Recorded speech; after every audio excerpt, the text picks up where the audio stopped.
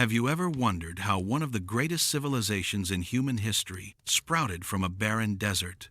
The answer flows through the heart of Egypt like a lifeline: the Nile River. Picture this. You're standing in the middle of the Sahara Desert, around 5000 BCE. Sand stretches endlessly in every direction. The sun beats down mercilessly. Nothing grows here. Nothing lives here. But wait, do you hear that? In the distance, there's the sound of rushing water. As you walk closer, the landscape transforms like magic. Green plants appear. Trees provide shade. Birds sing overhead. You've found the Nile, and you've found life itself. The ancient Egyptians called their country Kemet, which means the Black Land. They weren't talking about the desert. They meant the rich, dark soil that the Nile River deposited on its banks every single year. This wasn't just luck. This was the rhythm of survival that would shape an entire civilization. But how did the Nile create this miracle? Every year, like clockwork, the river flooded. Heavy rains in the mountains of East Africa, thousands of miles away, would send water rushing down the Nile. Between June and September, the river swelled and spilled over its banks.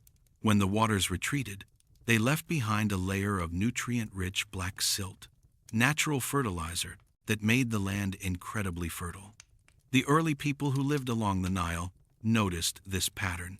They weren't sophisticated yet. They were hunters and gatherers, moving from place to place. But around 6000 BCE, something changed. Someone, and we'll never know who, planted the first seeds in that black soil. And those seeds grew like nothing anyone had ever seen. This discovery changed everything. Why wander around looking for food when you could grow it right here? Small communities formed. People built permanent homes. They planted wheat and barley. They domesticated animals. This wasn't just farming. This was the birth of civilization itself. By 4000 BCE, these small farming villages had grown into something more complex. The people living in the north, in the marshy delta where the Nile spreads out before meeting the Mediterranean Sea, developed their own culture. They wore different clothes, worshipped different gods, and governed themselves. This became known as Lower Egypt, called Lower because the Nile flows from south to north, so the delta is downstream. Meanwhile, in the south, another distinct culture emerged. This was Upper Egypt, a long, narrow strip of green cutting through the desert, following the Nile upstream toward Africa's interior. These people had their own traditions, their own leaders, their own way of life. For thousands of years, these two lands existed separately. Villages grew into towns. Towns developed into city-states. Each had its own ruler, its own gods, its own identity. Trade happened between them, boats carrying goods up and down the Nile, but they remained separate nations. Then, around 3200 BCE, everything changed. A king rose to power whose name echoes through history, Narmer, also called Menes. Who was this man? What made him special? He had a vision that seemed impossible: to unite Upper and Lower Egypt into one kingdom. The details of how this happened are lost to time, but we have clues. In 1898, archaeologists discovered something extraordinary: a ceremonial palette, a flat stone used for grinding makeup. But this was no ordinary cosmetic tool. The Narmer palette, as it's now called, shows vivid scenes carved into slate. On one side, Narmer wears the white crown of Upper Egypt, clubbing an enemy. On the other side, he wears the red crown of Lower Egypt, inspecting rows of decapitated enemies. Was this propaganda? A record of actual events? Probably both. What matters is what it tells us. Narmer unified Egypt through conquest. He didn't just win battles. He created something that had never existed before. A nation stretching hundreds of miles along the Nile, from the Mediterranean coast deep into Africa. One king, one land, one people. Narmer established his capital at Memphis, right at the point where Upper and Lower Egypt met. This wasn't just strategic, it was symbolic. Memphis sat at the balance point between the two lands. a statement that both were equally important in this new unified Egypt. But what happens when you create a nation this large? You need systems, you need organization, you need bureaucracy. The early Egyptians developed all of this with stunning speed. They created writing, hieroglyphs, not just for religious texts, but for practical records. Tax collection required lists. Building projects needed plans. Trade demanded contracts. Writing made all of this possible. Scribes became the educated elite, the administrators who kept civilization running. They developed mathematics. You can't build irrigation canals without geometry. You can't fairly distribute grain without arithmetic. You can't predict the Nile's flood without understanding cycles and patterns. Egyptian mathematics wasn't abstract theory. It was practical knowledge applied to real problems. They created a calendar. The Nile's flood was so important that the Egyptians based their entire year around it. They divided the year into 3 seasons: Akhet, flooding; Peret, planting; and Shemu, harvesting.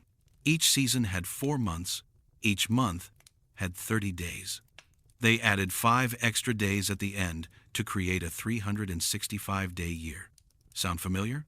This Egyptian calendar became the basis for the calendar we use today. They established laws and government. The pharaoh wasn't just a king. He was considered a living god, the earthly embodiment of Horus, the falcon-headed sky god. This wasn't just religious belief, it was political genius. If the pharaoh is a god, then his laws aren't just rules made by a man, they're divine commands. Disobeying the pharaoh isn't just breaking the law, it's sinning against the gods themselves. But even a god king can't run a country alone. Below the pharaoh stood the vizier, essentially the prime minister, who handled day-to-day governance.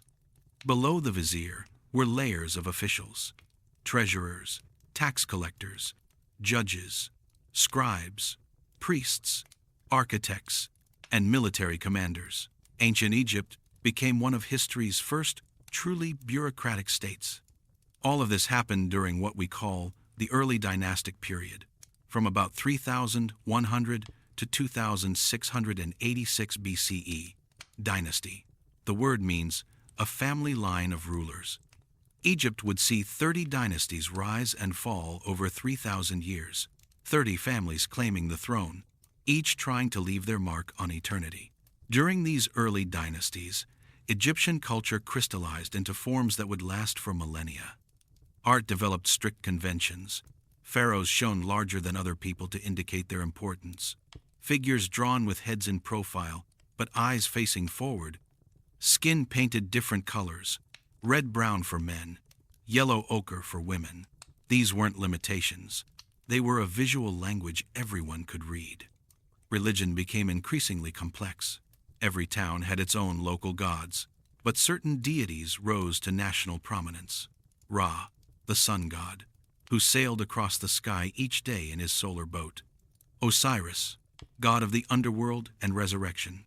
Isis, the protective mother goddess. Horus, the falcon god of kingship.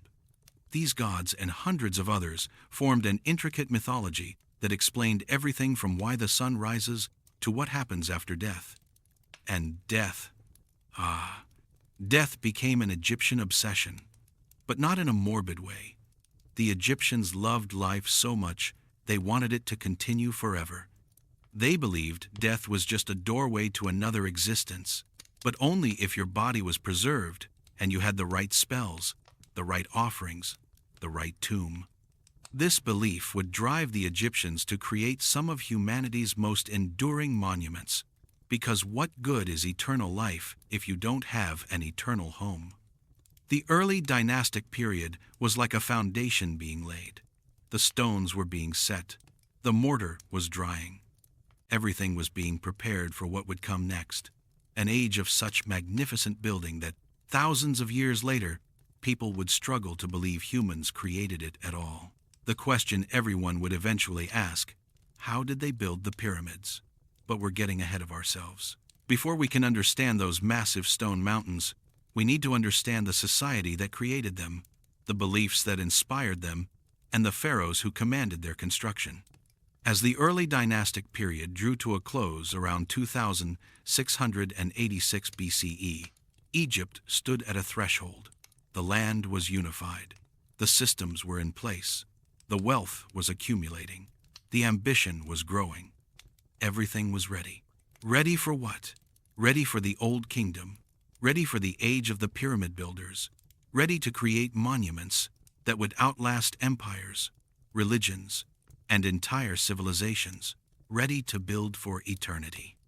Chapter 2. Mountains of Stone. Who built the pyramids and why? Here's a question that's puzzled people for centuries. Why would anyone want to build a mountain? Not just any mountain, a perfect geometric mountain made of millions of stone blocks, each weighing as much as a car, stacked with such precision that you can't fit a knife blade between them. A mountain with secret chambers hidden inside. A mountain aligned perfectly with the stars. A mountain designed to last forever. The answer takes us into the mind of an ancient Egyptian pharaoh, into a worldview so different from ours that it seems almost alien. Yet, in some ways, it's deeply, fundamentally human.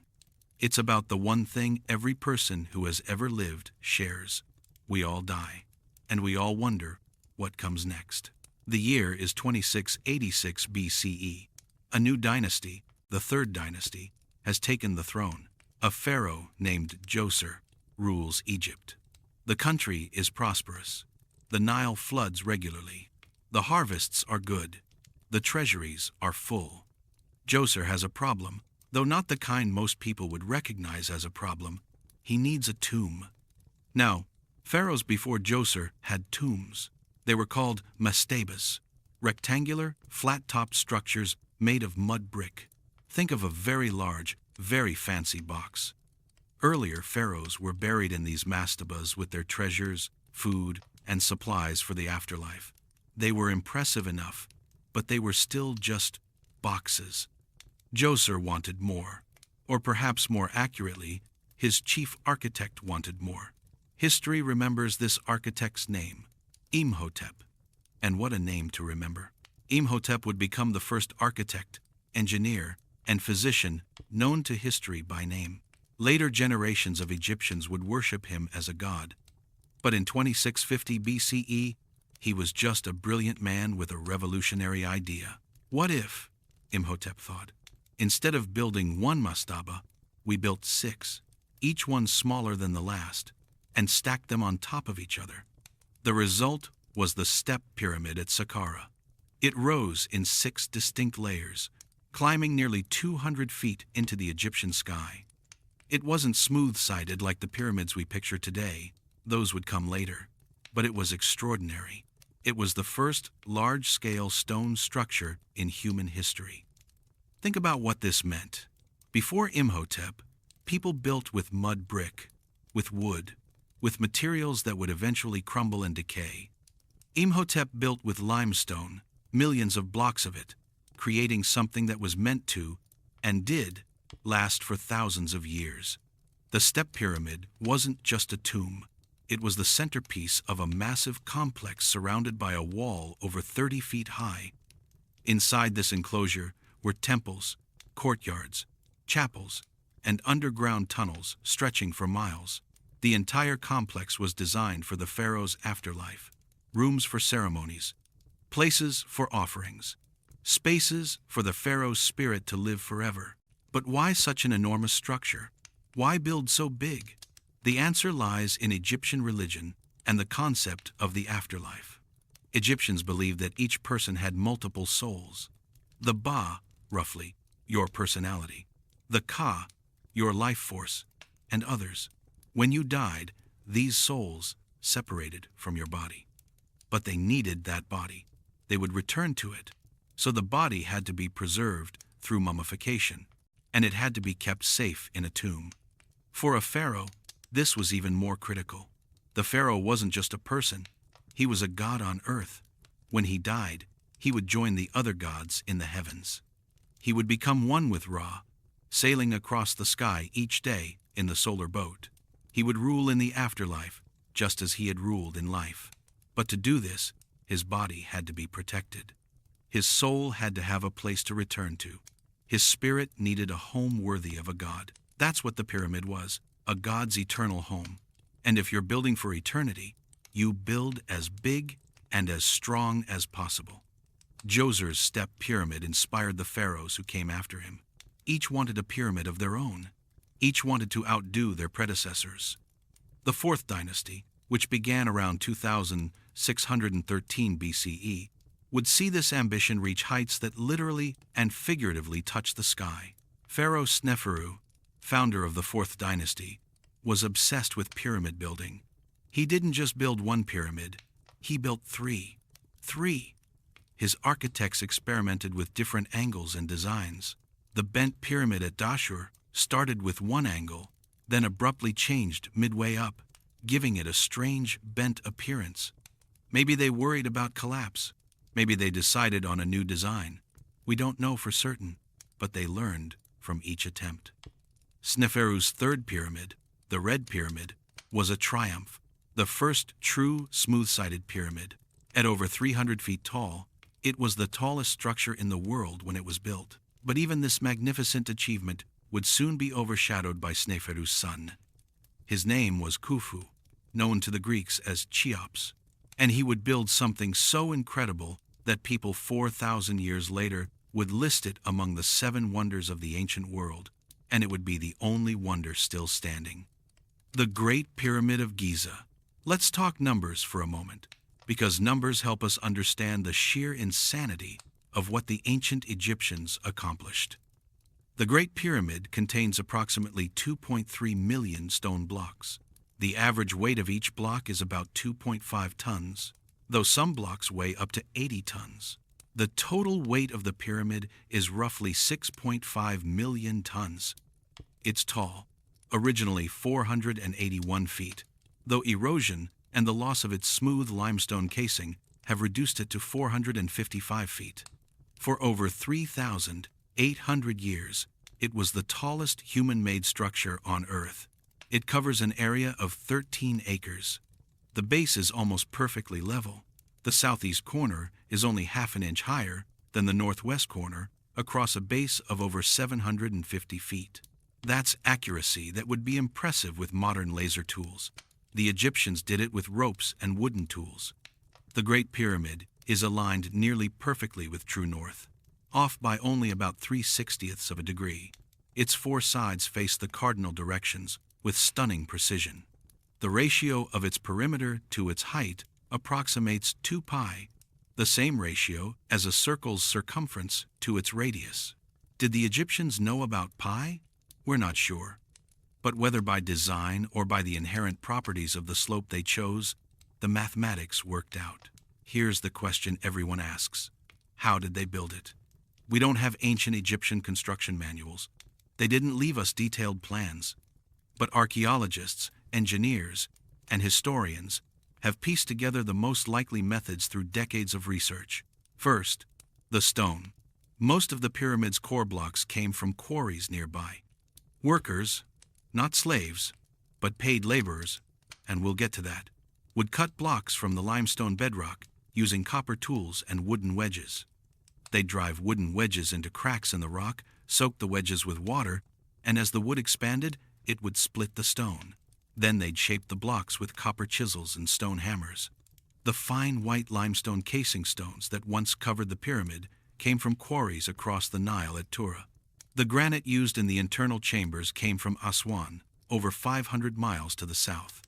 These massive stones were transported on boats during the Nile's flood season when the river was high and could reach closer to the construction site. Moving the blocks was a feat of organization. The Egyptians didn't have wheels for heavy transport. Wheels don't work well in sand. Instead, they used sledges, wooden sleds that workers pulled over moistened ground. Experiments have shown that wetting the sand in front of the sledge reduces friction dramatically, making it much easier to pull enormous weights. The Egyptians knew this. We have ancient artwork showing workers pouring water in front of sledges. Getting the blocks up to the higher levels of the pyramid required ramps. Archaeologists debate what kind: straight ramps, spiral ramps, internal ramps. Probably they used different types at different stages. Evidence suggests a large external ramp for the early levels, then some kind of spiral or switchback system for the upper levels. As the pyramid rose, the ramp would be extended and raised. Once the pyramid was complete, the ramps would be dismantled, leaving almost no trace. The workforce was enormous. Estimates suggest around 20 to 30,000 workers at peak construction periods. But here's something important that shatters a common myth. These weren't slaves. Archaeological evidence from workers' villages shows these were paid workers, farmers who worked on the pyramid during the Nile's flood season, when their fields were underwater and there was no farming to do. They were fed well. Animal bones found at workers' sites show they ate beef, sheep, and goats. They had medical care. Skeletons show healed broken bones, evidence of successful treatment. They lived in organized camps with bakeries and breweries. Some workers' tombs were found near the pyramids, bearing inscriptions showing pride in their work. One reads, "The Friends of Khufu." These were people honored to work on their god-king's eternal monument. The project took approximately 20 to 30 years to complete. Think about that organizational achievement. Managing tens of thousands of workers, coordinating stone cutting, transport, and placement, maintaining supplies of food, water, and tools, all for decades. This required sophisticated planning, mathematics, and bureaucracy. The pyramids weren't just architectural marvels, they were administrative miracles. But why such precision? Why align with the stars? Why make the mathematics so perfect? Because the pyramid wasn't just a tomb, it was a machine for resurrection. The pharaoh's journey to the afterlife was mapped out in stone and geometry. The descending passage pointed toward the circumpolar stars, the imperishable stars that never set below the horizon. These stars represented eternity. The pharaoh's soul would rise through the pyramid's passages and join these eternal stars. The pyramid's sides, rising toward a point, may have represented the rays of the sun, a ramp for the pharaoh to ascend to the sky. Remember, the pharaoh was believed to become one with Ra, the sun god. The pyramid was his stairway to heaven. Inside the Great Pyramid are three main chambers. The lowest, cut into the bedrock beneath the pyramid, remains unfinished and mysterious. Above it, accessed through the grand gallery, a soaring corridor with a corbelled ceiling that remains an architectural marvel, is the queen's chamber, though it likely never held a queen. Higher still is the king's chamber, where Khufu's sarcophagus sits. The chamber is built with enormous granite blocks, some weighing 50 tons. Above the king's chamber are 5 relieving chambers, designed to bear the weight of the millions of tons of stone above and prevent the burial chamber from collapsing. The precision continues even in the king's chamber. The granite sarcophagus was carved with such accuracy that its internal volume is almost exactly half its external volume, suggesting the Egyptians intended specific mathematical relationships, even in individual artifacts. After Khufu came his son, Khafre, who built the second pyramid at Giza. It appears taller than the Great Pyramid because it sits on higher ground, but it's actually slightly smaller. Next to Khafre's pyramid stands one of Egypt's most recognizable monuments, the Great Sphinx. With the body of a lion and the head of a king, probably Khafre himself, this massive statue, carved from bedrock, measures 240 feet long and 66 feet high. It guards the pyramids, eternal and enigmatic, its nose lost to history, its purpose still debated.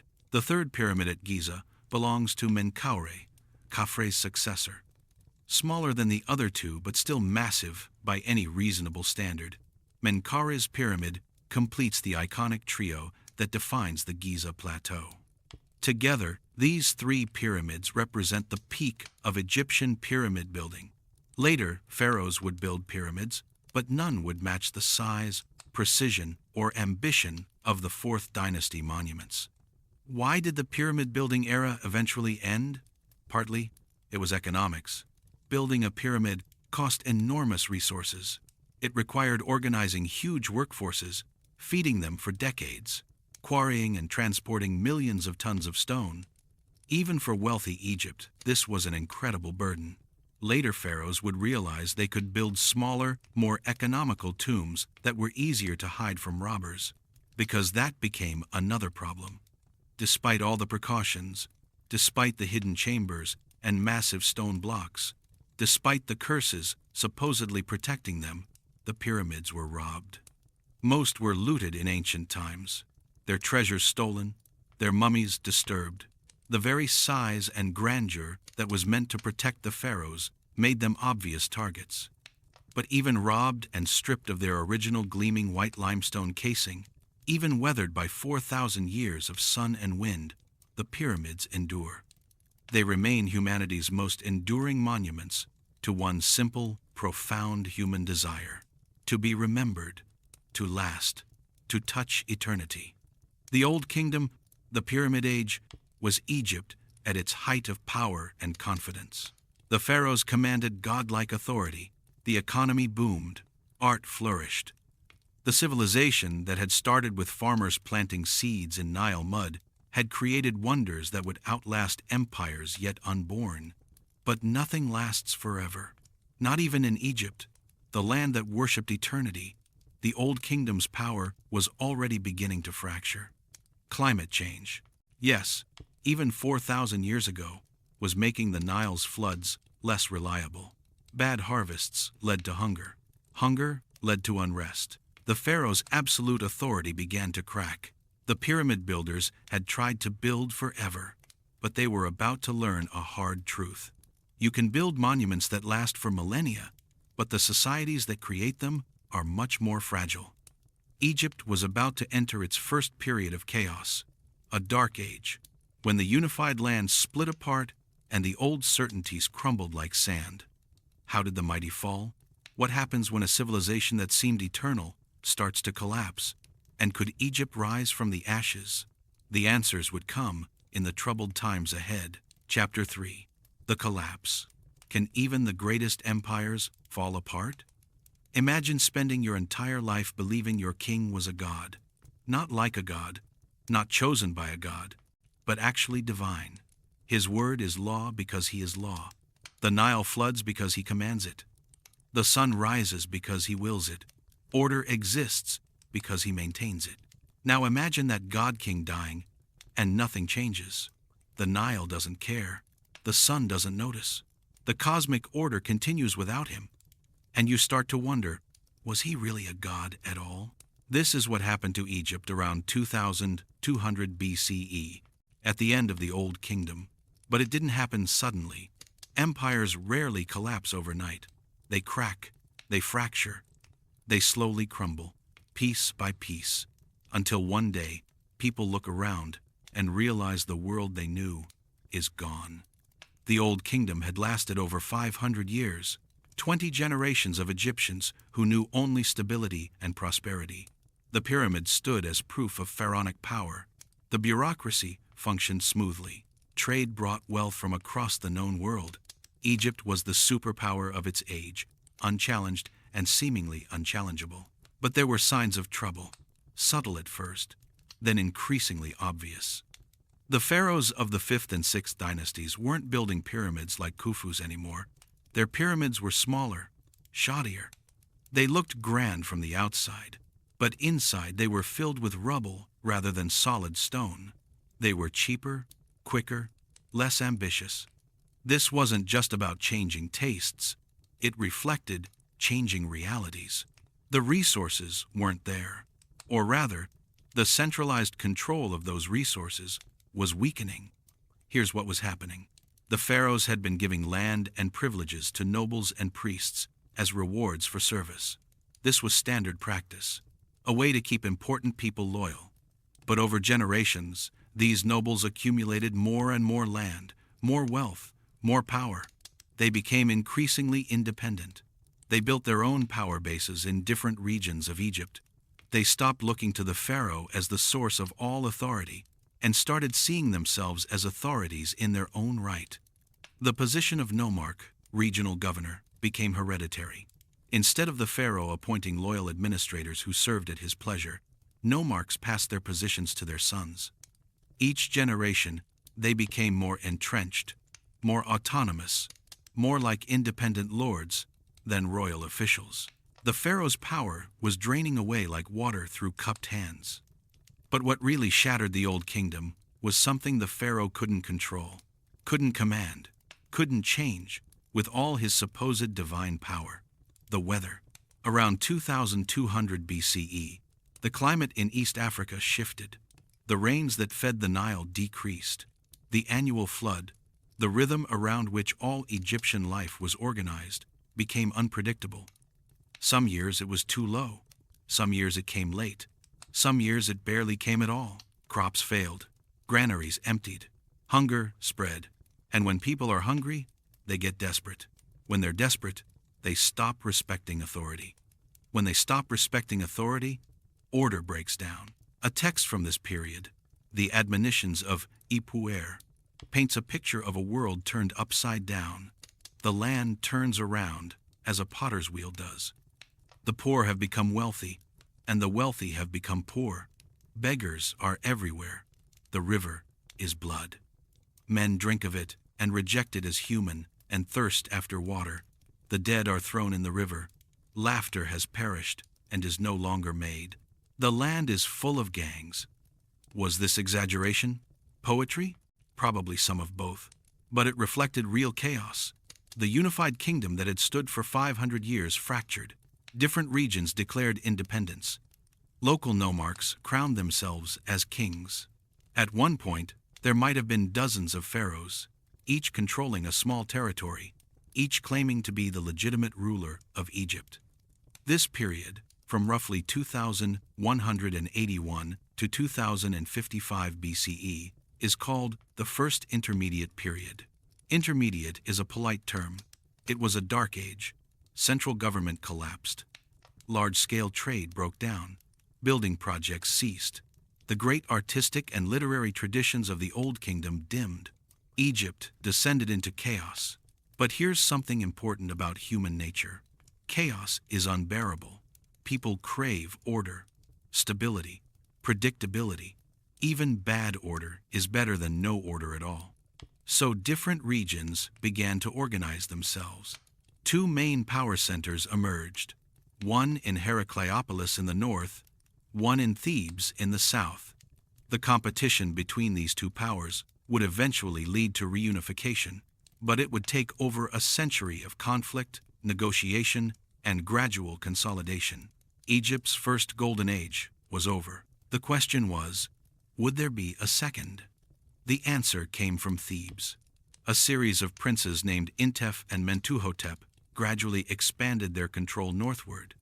They weren't just warriors, they were administrators, rebuilding the bureaucratic systems that had collapsed. They were diplomats, making alliances with local powers. They were propagandists, positioning themselves as restorers of order, bringers of Ma'at, the Egyptian concept of truth, justice, and cosmic order. Around 2055 BCE, Pharaoh Mentuhotep II defeated the Northern Kingdom and reunified Egypt. The Middle Kingdom had begun. Egypt had pulled itself back from the brink of permanent collapse. But the Egypt that emerged from the First Intermediate Period was different from the Egypt that had entered it. The old absolute certainty was gone.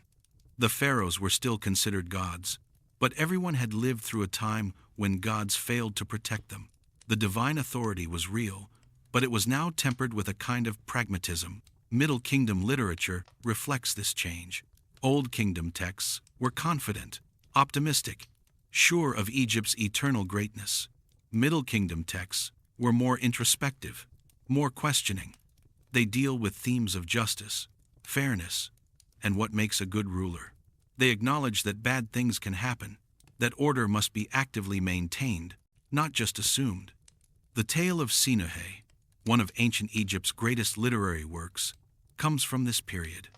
It tells of an Egyptian official who flees Egypt in fear, lives among foreigners, achieves success, but ultimately yearns to return home and be buried in Egyptian soil. It's a story about identity, about belonging, about what makes Egypt special. You don't write stories like that when you take your civilization for granted. You write them when you've almost lost it and learn to appreciate it. The Middle Kingdom pharaohs were builders, but they built differently than their Old Kingdom predecessors. Instead of massive pyramids, they focused on practical projects. They expanded irrigation systems. They constructed a massive drainage project in the Fayum, turning marshland into fertile farmland. They fortified Egypt's borders. The fortifications are particularly interesting. A series of massive mud brick fortresses was built along Egypt's southern border in Nubia. These weren't simple walls. They were sophisticated military installations with multiple layers of defense, designed both to protect against invasion and to control trade. They show strategic thinking, long-term planning, and a realistic assessment of threats. Because Egypt was no longer alone in its corner of the world. During the Old Kingdom, Egypt had been so dominant that foreign peoples barely registered as concerns. But during the collapse, Egyptians had encountered Asiatic peoples moving into the delta. They'd traded and fought with Nubians to the south. They'd learned that the world was full of other peoples, other kingdoms, other potential threats. This awareness shaped Middle Kingdom foreign policy. The pharaohs expanded into Nubia, bringing it under Egyptian control. Nubia was rich in gold, and gold was power. Egyptian expeditions pushed deep into Nubia, establishing trading posts and mining operations. The relationship with Nubia was complicated. Sometimes peaceful trade, sometimes brutal conquest, often something in between. Trade flourished in other directions too. Egyptian expeditions sailed to Punt, probably modern Somalia or Eritrea, bringing back incense, ebony, wild animals, and exotic goods. Caravans crossed the Sinai to trade with Levantine cities. Egyptian influence spread across the eastern Mediterranean. But it wasn't just goods that moved. Ideas traveled too, and people, particularly into the fertile Delta region, where Egyptian prosperity attracted immigrants from the Levant, modern-day Israel, Palestine, Syria, and Lebanon.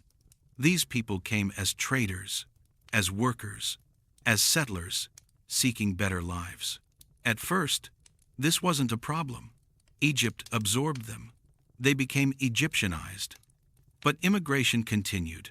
More and more Asiatic people settled in the eastern delta. They brought their own languages, their own gods, their own ways. Over time, they became numerous enough to maintain their own identity rather than being absorbed into Egyptian culture. They formed their own communities. They remembered where they came from, and some of them began to accumulate power. This would have consequences, but that's a story for later. The Middle Kingdom lasted for about 400 years, from 2055 to 1650 BCE. It was a prosperous time, a successful rebuilding of Egyptian civilization. But it never quite matched the Old Kingdom's confidence or achievements. Maybe because Egyptians now knew that what could collapse once could collapse again. Maybe because they'd learned that even god-kings were mortal and empires were fragile. The 12th dynasty, in particular, was a high point.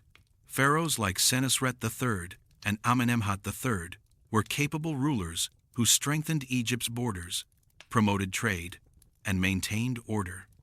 Art reached new heights of realism and emotional expression. Literature flourished. The foundations seemed solid. But those Asiatic immigrants in the Delta, they kept arriving. They kept settling. They kept growing more numerous and more organized. And eventually, they would stop being immigrants and start being invaders. The end of the Middle Kingdom came not with a bang, but with a whisper, a gradual weakening of central authority that sounds eerily similar to the end of the Old Kingdom.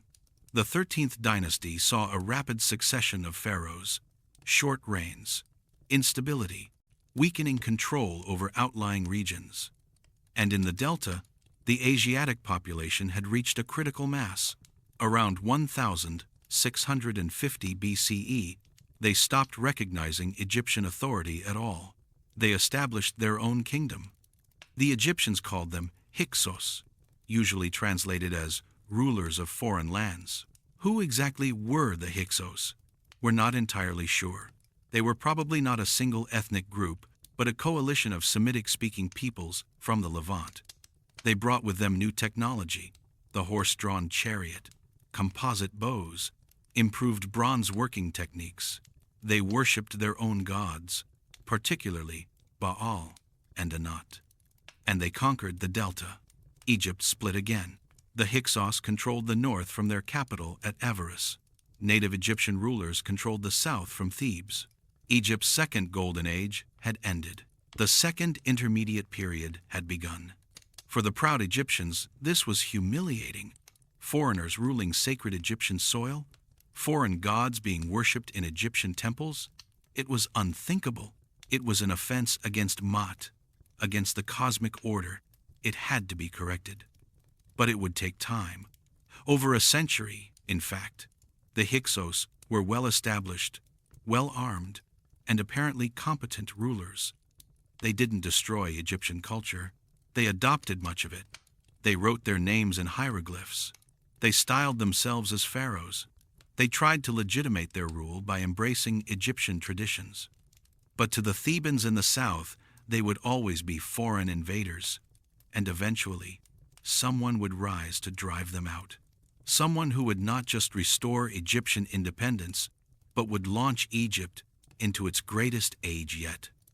Someone who would transform Egypt from a regional power into an empire that stretched from the heart of Africa to the borders of Iraq.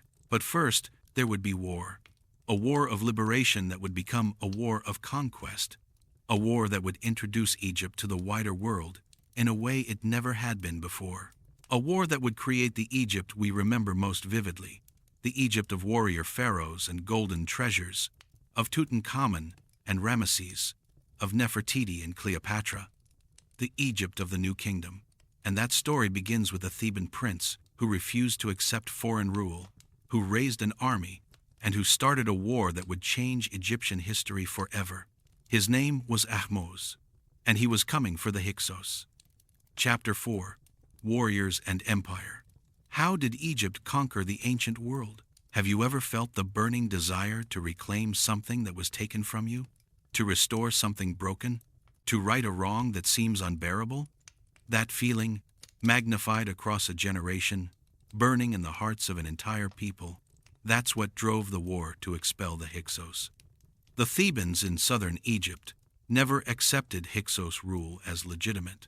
For over a century, they maintained their independence, their traditions, their claim to be the true rulers of Egypt. But maintaining independence isn't the same as reclaiming lost territory. For that, you need more than pride.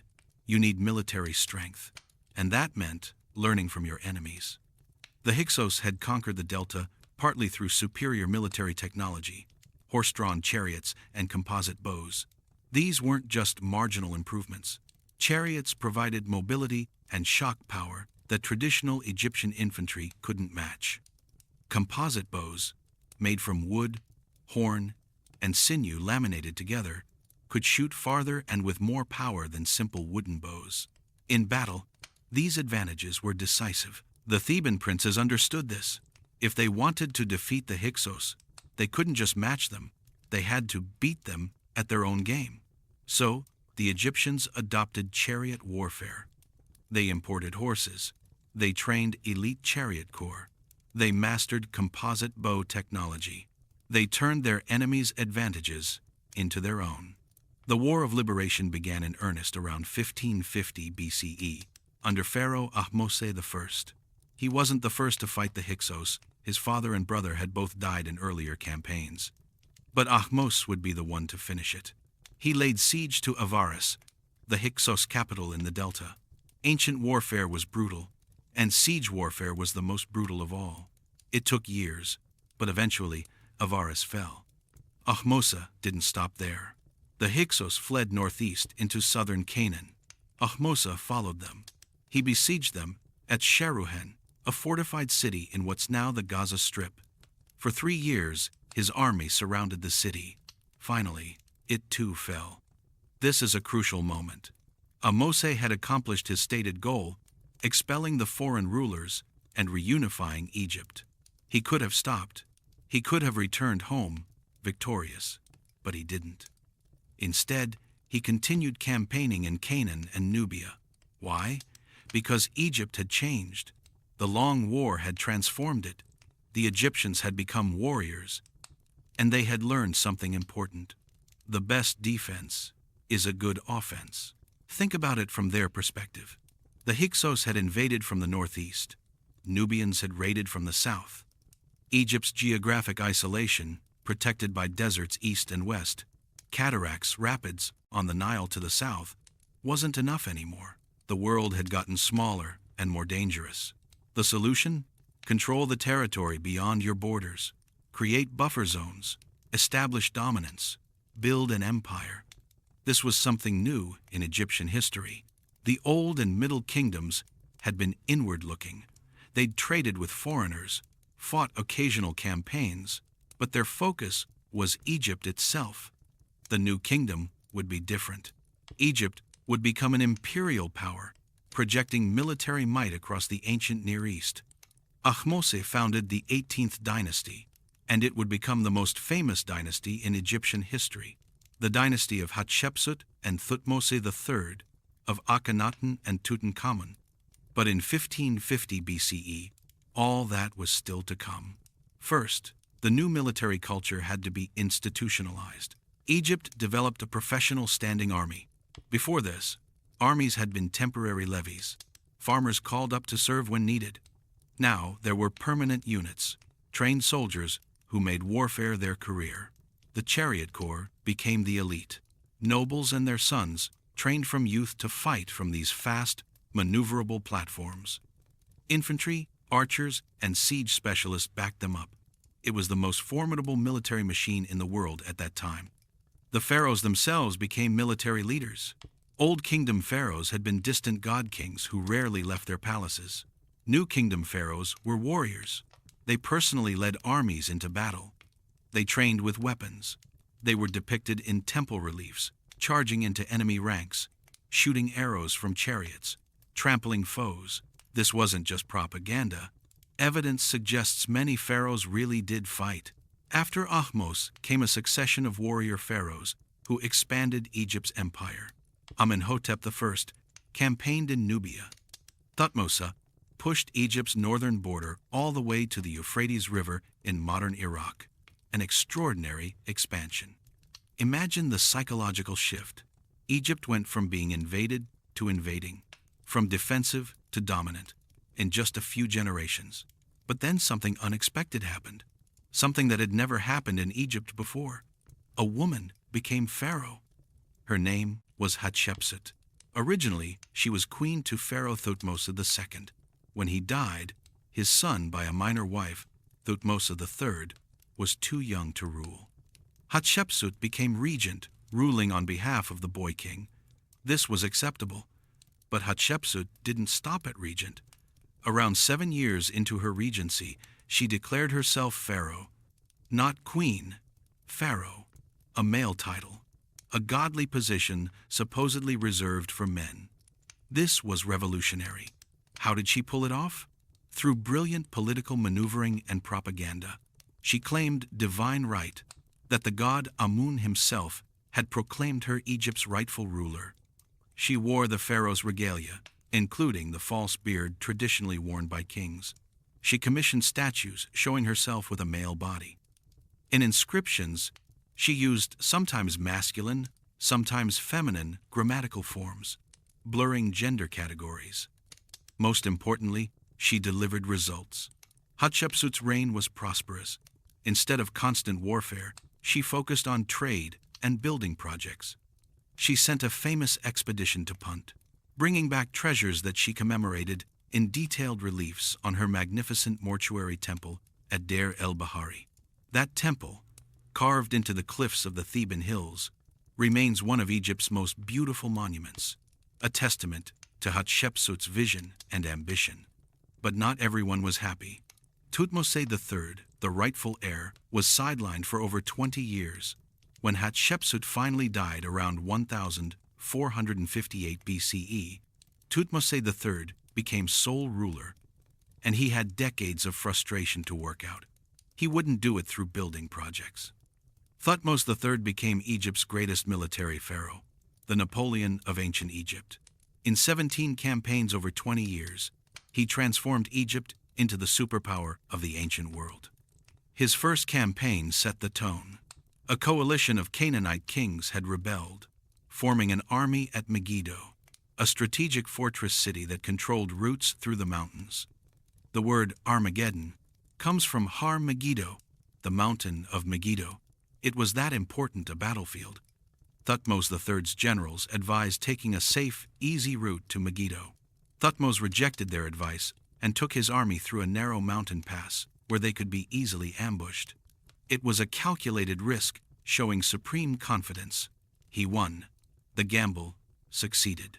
The Egyptian army emerged from the pass and caught the coalition forces by surprise.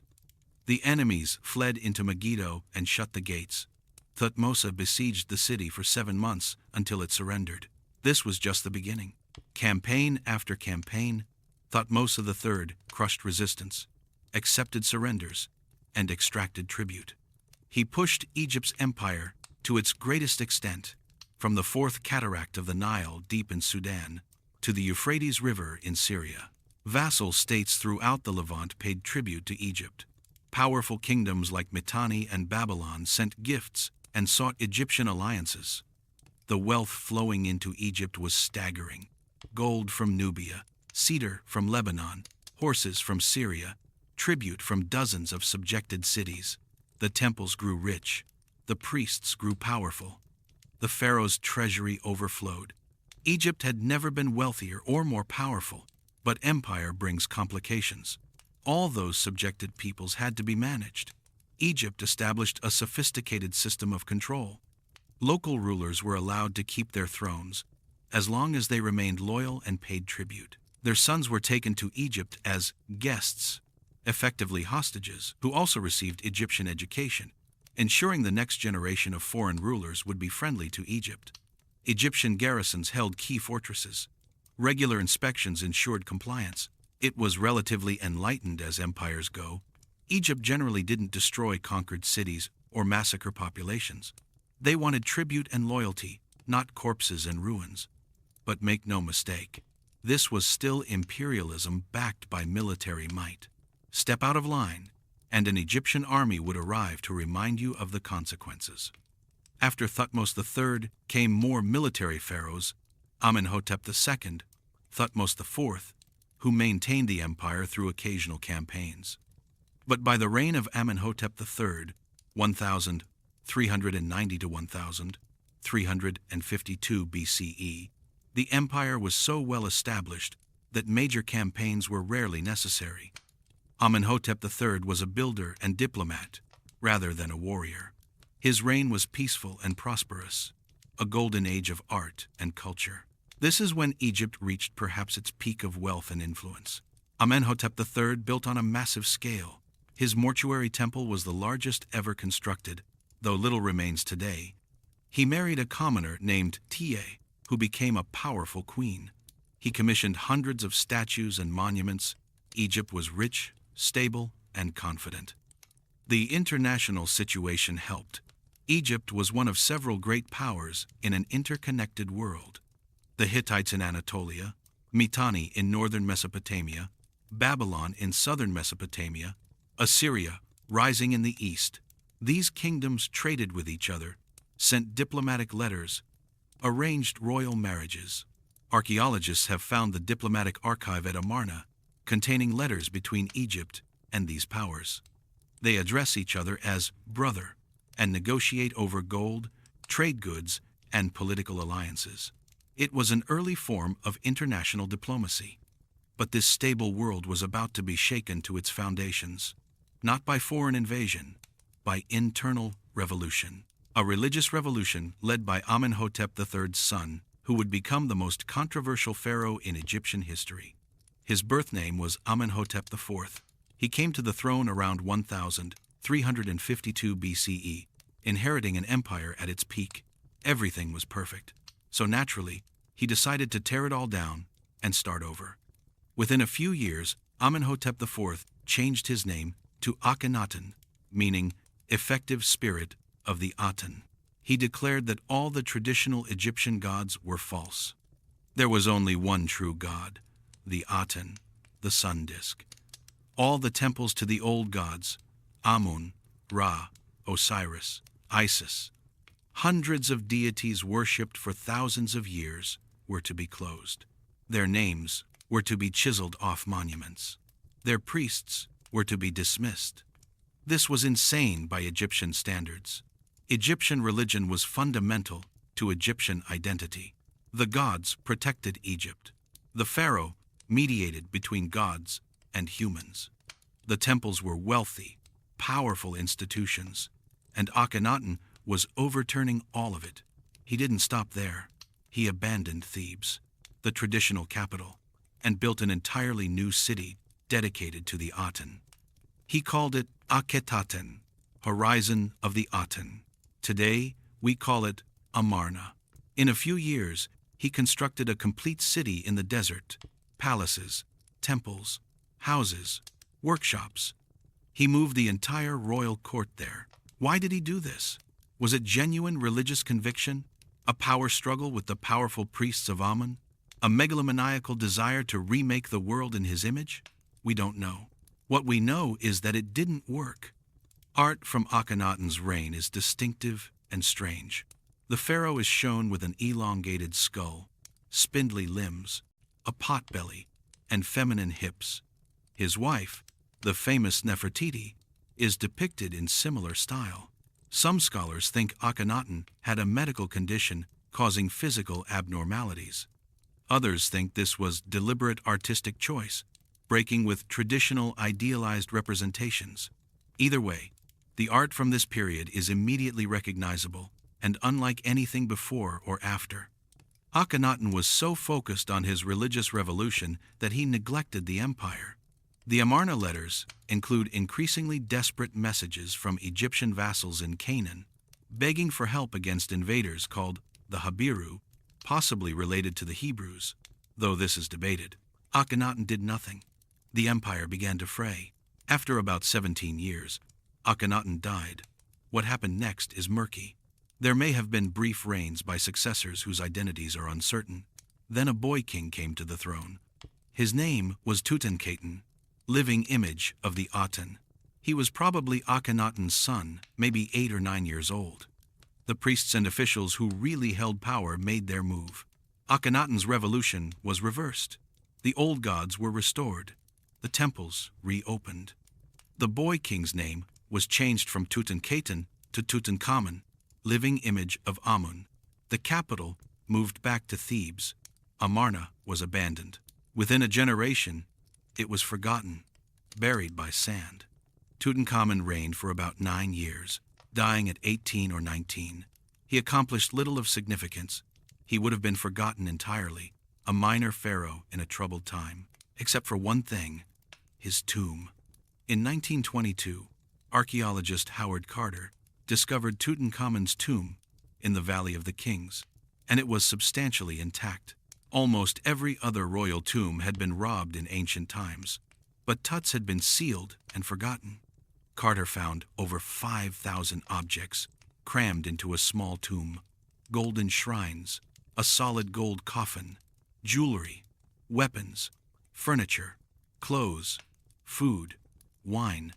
The golden death mask of Tutankhamun became one of the most recognizable artifacts in the world. The discovery caused a sensation. King Tut became famous in a way he never was in life. But the real significance of the tomb isn't Tutankhamun himself. It's what it shows us about Egyptian burial practices and craftsmanship. If a minor pharaoh who died young had this much treasure, imagine what the tombs of great pharaohs like Khufu or Ramesses II must have contained before they were robbed. After Tutankhamun came brief, confused reigns. Then a general named Horemheb seized the throne and tried to stabilize Egypt. He succeeded partially, but he had no heir. So he named another general as his successor, a man named Ramesses. This Ramesses I founded the 19th dynasty. His grandson would become the most famous pharaoh of all, Ramesses II, also called Ramesses the Great. And with good reason. Ramesses II ruled for 66 years, from 1279 to 1213 BCE. He fathered over 100 children. He built more monuments than any other pharaoh. He fought the battle that would define his reign and maybe create the first peace treaty in recorded history. That battle was Kadesh, fought around 1274 BCE against the Hittite Empire. The Hittites, based in Anatolia, modern Turkey, had become Egypt's main rival. Both empires wanted to control Syria and its wealthy cities. They met near Kadesh, on the Orontes River. The Battle of Kadesh was a massive affair. Thousands of chariots, tens of thousands of soldiers. Ramesses II almost died when he fell into a Hittite trap. Only desperate fighting by his personal guard and timely arrival of reinforcements saved him. Both sides claimed victory. In reality, it was probably a draw. But both sides were exhausted. Neither could afford to continue fighting. So they made peace. The Egyptian-Hittite Treaty, signed about 15 years after the battle, is considered the first peace treaty in history. Copies were made in both Egyptian hieroglyphs and Hittite cuneiform. One copy hangs in the United Nations building today. The treaty established borders, promised mutual defense, and even arranged for the extradition of refugees. Ramesses II spent the rest of his long reign building monuments, temples, statues, obelisks. He constructed them across Egypt and Nubia. Abu Simbel, his massive rock-cut temple in southern Egypt, features 4 colossal statues of Ramesses, each over 60 feet tall, carved from the mountainside. Inside, the temple is designed so that twice a year, on February 22 and October 22, sunlight penetrates all the way to the innermost sanctuary and illuminates statues of the gods and of Ramesses himself, deified. Ramesses II had himself depicted everywhere, on a scale never seen before. Many earlier monuments were usurped. He simply carved his name over the names of previous pharaohs. It was egotistical, but it worked. Ramesses II became the standard against which all future pharaohs measured themselves. He ruled so long that he outlived many of his children. He became a living legend in his own time. When he finally died at over 90 years old, he'd been pharaoh longer than most Egyptians' entire lifetimes. The Egypt he left behind was prosperous and powerful, seemingly eternal. But Ramesses II would be the last truly great pharaoh. After him came Ramesses III, who fought off invasions by the mysterious sea peoples who were destroying civilizations across the eastern Mediterranean. He succeeded, but Egypt was weakened. After Ramesses III, a succession of lesser pharaohs named Ramesses ruled, each weaker than the last. The new kingdom, Egypt's age of empire, was ending. The empire was contracting. The wealth was dwindling. The certainties were crumbling once again. Egypt had reached another peak, and like before, a decline was coming. But this time would be different. This time, Egypt wouldn't just fracture internally. Foreign powers, Libyans, Nubians, Assyrians, Persians, would invade and conquer. Egypt would spend much of the next 1,000 years under foreign rule, fighting to preserve its identity, its culture, its soul. The age of Egyptian dominance was ending. The age of foreign dynasties was beginning. How does a civilization maintain its identity when foreigners rule it? How do you stay Egyptian when the pharaoh isn't?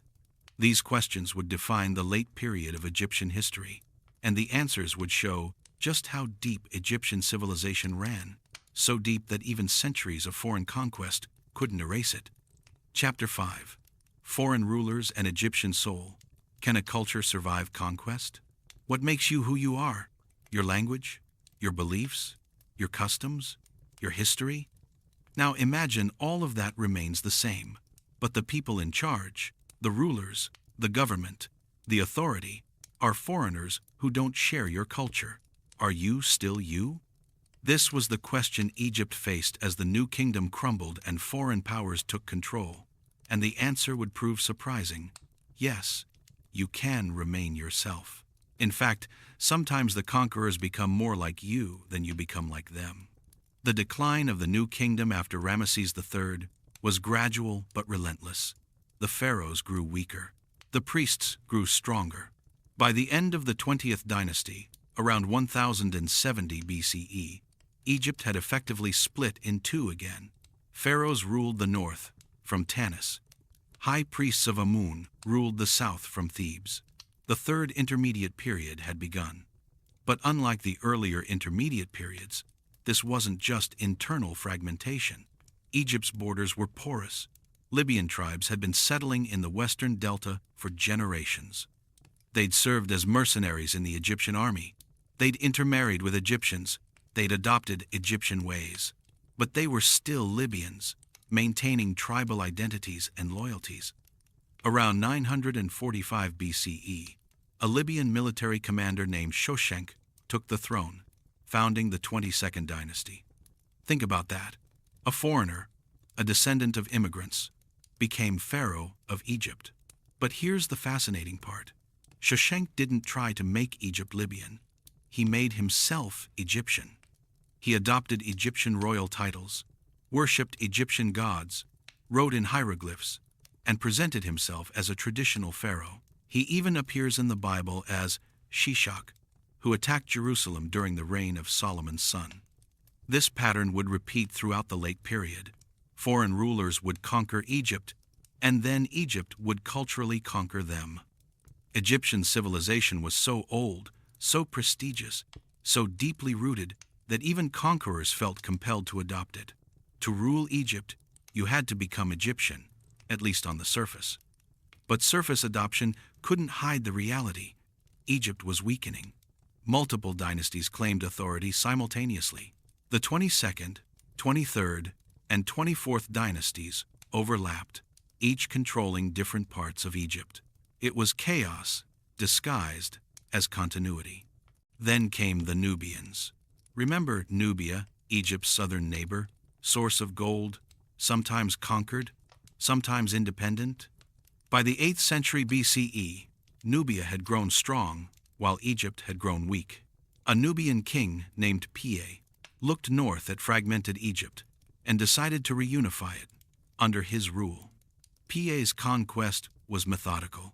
He moved north, defeating local rulers one by one. He captured Memphis. He accepted the surrender of Delta kingdoms. By around 728 BCE, Piye controlled all of Egypt. He founded the 25th dynasty, the Nubian dynasty. Here's what's remarkable. The Nubians were more Egyptian than the Egyptians. They worshipped Egyptian gods with fervent devotion. They built pyramids in Nubia, steep-sided, different from the Old Kingdom pyramids, but pyramids nonetheless. They preserved Egyptian traditions that northern Egyptians had let lapse. They saw themselves as restorers of authentic Egyptian culture, purifying it from foreign corruption. Piye's successors, particularly Taharqa, were capable rulers. Taharqa built extensively, both in Egypt and Nubia. He appears in the Bible as an ally of the kingdom of Judah against Assyria. But that conflict would be his undoing. Assyria was the superpower of the 7th century BCE. Based in Mesopotamia, the Assyrian Empire was a military machine that conquered everything in its path. They had better iron weapons, better siege technology, better tactics than anyone else. And they wanted Egypt. The Assyrians invaded multiple times.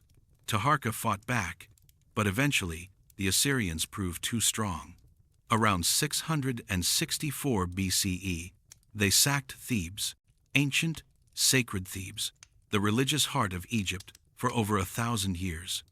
The destruction was so shocking that the Bible mentions it. "Are you better than Thebes?" asks the prophet Nahum, describing the city's fall as unthinkable. The Assyrians didn't stay to govern Egypt directly. They were overstretched, fighting on too many fronts. Instead, they installed Egyptian vassals to rule for them. One of these vassals, Psamtik I, was cleverer than the Assyrians expected. As Assyria's power weakened due to internal problems and external enemies, Psamtik gradually asserted independence. By 656 BCE, he had reunified Egypt under his rule, free from Assyrian control. He founded the 26th dynasty. This period, called the Sayete period after Sais, Psamtik's capital city, was a deliberate attempt to recapture Egypt's glorious past. Egyptian artists studied Old Kingdom art and consciously imitated it. Scribes copied ancient texts. Priests revived old rituals. It was a renaissance, but a backward-looking one, trying to be what Egypt had been, rather than creating something new. The Sayete period was prosperous. Trade flourished, particularly with Greek merchants who established trading posts in the Delta. Greek mercenaries served in the Egyptian army. Foreign ideas and influences flowed into Egypt like never before. Egypt was becoming cosmopolitan, connected to a wider Mediterranean world. But that wider world was dangerous. The Assyrian Empire collapsed, destroyed by the Babylonians and Medes. The Babylonian Empire rose in its place. And farther east, a new power was emerging that would change everything: Persia. Under Cyrus the Great, Persia conquered the Median Empire, the Lydian Kingdom, and Babylon itself. Cyrus built the largest empire the world had yet seen. His son, Cambyses II, looked west toward the last remaining independent power in the region, Egypt. In 525 BCE, Cambyses invaded. The Egyptian pharaoh Psamtik III led an army to stop him. They met at Pelusium, the gateway to Egypt. The battle was fierce, but the Persians won. Cambyses marched into Memphis and declared himself pharaoh. Egypt became a province, a satrapy of the Persian Empire. This was different from previous conquests. The Libyans and Nubians had adopted Egyptian culture. The Persians didn't. They ruled Egypt as foreign overlords, part of a vast empire that stretched from India to Libya. Cambyses reportedly showed disrespect to Egyptian religion, killing the sacred Apis bull. Whether this is true or Persian propaganda by later Egyptians, it shows how Egyptians viewed Persian rule as hostile to Egyptian traditions. The Persians ruled Egypt for over a century, with one brief interruption when Egyptian rebels temporarily restored independence. It was a humiliating time for Egypt. The land of pharaohs, the ancient civilization that had endured for thousands of years, was reduced to a province ruled by foreigners who didn't even pretend to be Egyptian. But then, from the west, came a young Macedonian king who would change the world. His name was Alexander, and he would conquer the Persian Empire, Egypt included, and transform the ancient world into something new. Alexander the Great arrived in Egypt in 332 BCE. The Egyptians didn't resist. They welcomed him as a liberator from Persian rule. Alexander understood the importance of symbols. He traveled to the Oracle of Amun at Siwa Oasis in the western desert. The oracle proclaimed him the son of Amun, a legitimate pharaoh.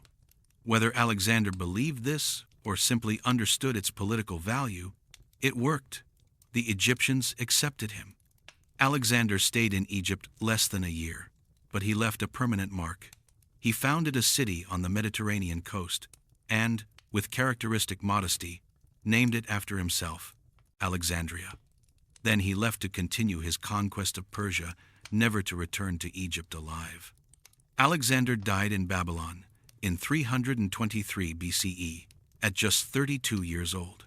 His empire immediately split among his generals. One of these generals, Ptolemy, took Egypt. He had Alexander's body brought to Egypt and buried in Alexandria, a powerful symbol of legitimacy. Ptolemy declared himself pharaoh, founding the Ptolemaic dynasty that would rule Egypt for 3 centuries. The Ptolemaic period was strange and fascinating. The ruling family was Macedonian Greek. They spoke Greek, thought of themselves as Greek, and practiced Greek customs. They married each other. Brother-sister marriages became standard practice to keep power in the family, and because that's what pharaohs traditionally did. But they ruled in Egypt that remained fundamentally Egyptian. The Ptolemies created a 2-tier system. The Greeks lived in cities, especially Alexandria, which became one of the great cities of the ancient world. The Egyptians lived in the countryside, farming as they had for thousands of years. Two cultures, two languages, two ways of life, existing side by side in the same land. Alexandria became the intellectual center of the Mediterranean world. The famous Library of Alexandria aimed to collect all human knowledge. Scholars came from across the known world to study there. The Lighthouse of Alexandria, one of the 7 wonders of the ancient world, guided ships into the harbor. The city was Greek in character, but Egyptian in location, a bridge between cultures. Yet in the temples of the Nile Valley, priests still worshipped the old gods in the old ways. Hieroglyphs were still carved on temple walls. The Ptolemies, despite being Greek, played the role of pharaoh in Egyptian contexts. They built and restored temples, participated in Egyptian rituals, had their names written in hieroglyphs inside cartouches. The Rosetta Stone, which would eventually unlock the hieroglyphic script, is from this period, a decree from Ptolemy V, written in Greek, Egyptian hieroglyphs, and Demotic everyday Egyptian script. The early Ptolemies were capable rulers. Ptolemy I and Ptolemy II expanded Egypt's influence, built magnificently, and made Alexandria the envy of the world. But the dynasty's practice of sibling marriage, combined with the typical problems of hereditary monarchy, led to decline. Later Ptolemies were weak, corrupt, or insane. Brothers fought sisters. Children murdered parents. The court became a snake pit of intrigue and assassination. And to the west, a new power was rising. Rome had started as a small city-state in Italy. By the 2nd century BCE, it controlled the entire Mediterranean basin, except Egypt. The Ptolemies survived by playing Roman politics, offering bribes, seeking alliances. Egypt was wealthy, and Rome coveted that wealth. Then came Cleopatra VII, the last pharaoh, the most famous. Born in 69 BCE, she became queen at 18 when her father died, ruling jointly with her younger brother, Ptolemy XIII. They immediately began fighting for sole power. Enter Julius Caesar. The Roman general arrived in Egypt in 48 BCE, pursuing his rival, Pompey. Cleopatra famously had herself smuggled into Caesar's presence, rolled up in a carpet, or according to some accounts, in a bag of laundry. The point was to bypass her brother's guards. It worked. Caesar was captivated. Caesar helped Cleopatra defeat her brother and secure the throne. They became lovers. Cleopatra bore Caesar a son, Caesarion. For a while, it seemed Cleopatra had secured Egypt's future by aligning with Rome's most powerful man. Then Caesar was assassinated in 44 BCE. Rome descended into civil war. Cleopatra had to choose sides. She chose Mark Antony, one of the 3 men ruling Rome after Caesar's death. They became lovers. They formed a political and military alliance. Cleopatra had 3 children with Antony. But Antony's fellow triumvir, Octavian, later Caesar Augustus, turned against him. Octavian portrayed Antony as bewitched by an oriental queen, abandoning Rome for Egypt. It was propaganda, but effective propaganda. Rome turned against Antony and Cleopatra. The final confrontation came in 31 BCE at the Battle of Actium off the coast of Greece. Antony and Cleopatra's fleet faced Octavian's navy. The battle went badly. Cleopatra's ships retreated. Antony followed. Their allies surrendered. It was over. Octavian invaded Egypt. Antony received false news that Cleopatra had killed herself. In despair, he fell on his sword. He died in Cleopatra's arms. Cleopatra tried to negotiate with Octavian, but he wanted her to walk in his triumph in Rome as a captive. Rather than face that humiliation, Cleopatra killed herself. Tradition says she used an asp, a venomous snake. She was 39 years old. With Cleopatra's death in 30 BCE, ancient Egypt ended. Octavian annexed Egypt as his personal property. It became Rome's breadbasket, its grain feeding the masses of Rome. Roman emperors took the title of pharaoh, but they never visited Egypt, never participated in Egyptian rituals, never really understood or cared about Egyptian culture. Egypt was just a province, a source of grain and gold. But here's the remarkable thing. Egyptian culture survived. Temples remained active for centuries more. Hieroglyphs continued to be carved. The old gods were still worshipped. Even under Roman rule, Egypt remained recognizably Egyptian. The final blow came not from political conquest, but from religious change. Christianity spread through the Roman Empire, reaching Egypt early. Egyptian Christianity, Coptic Christianity, became distinct, with its own traditions and its own script based on Greek letters, plus some demotic signs. As Christianity became dominant, the old temples were closed. The priests died without successors. The hieroglyphic script was forgotten. The old gods faded into myth. By the 5th century CE, ancient Egyptian civilization was truly gone. The pyramids and temples remained, but no one could read the inscriptions. No one remembered what the statues represented. Egypt's own history was lost to its people, surviving only in garbled Greek and Roman accounts. For over 1,000 years, the monuments stood mute. European travelers in the Middle Ages looked at the pyramids and sphinxes with wonder and incomprehension. They made up fantastic stories about giants and sorcerers. The truth of ancient Egypt was buried deeper than any pharaoh's tomb. But knowledge, once recorded, can be recovered.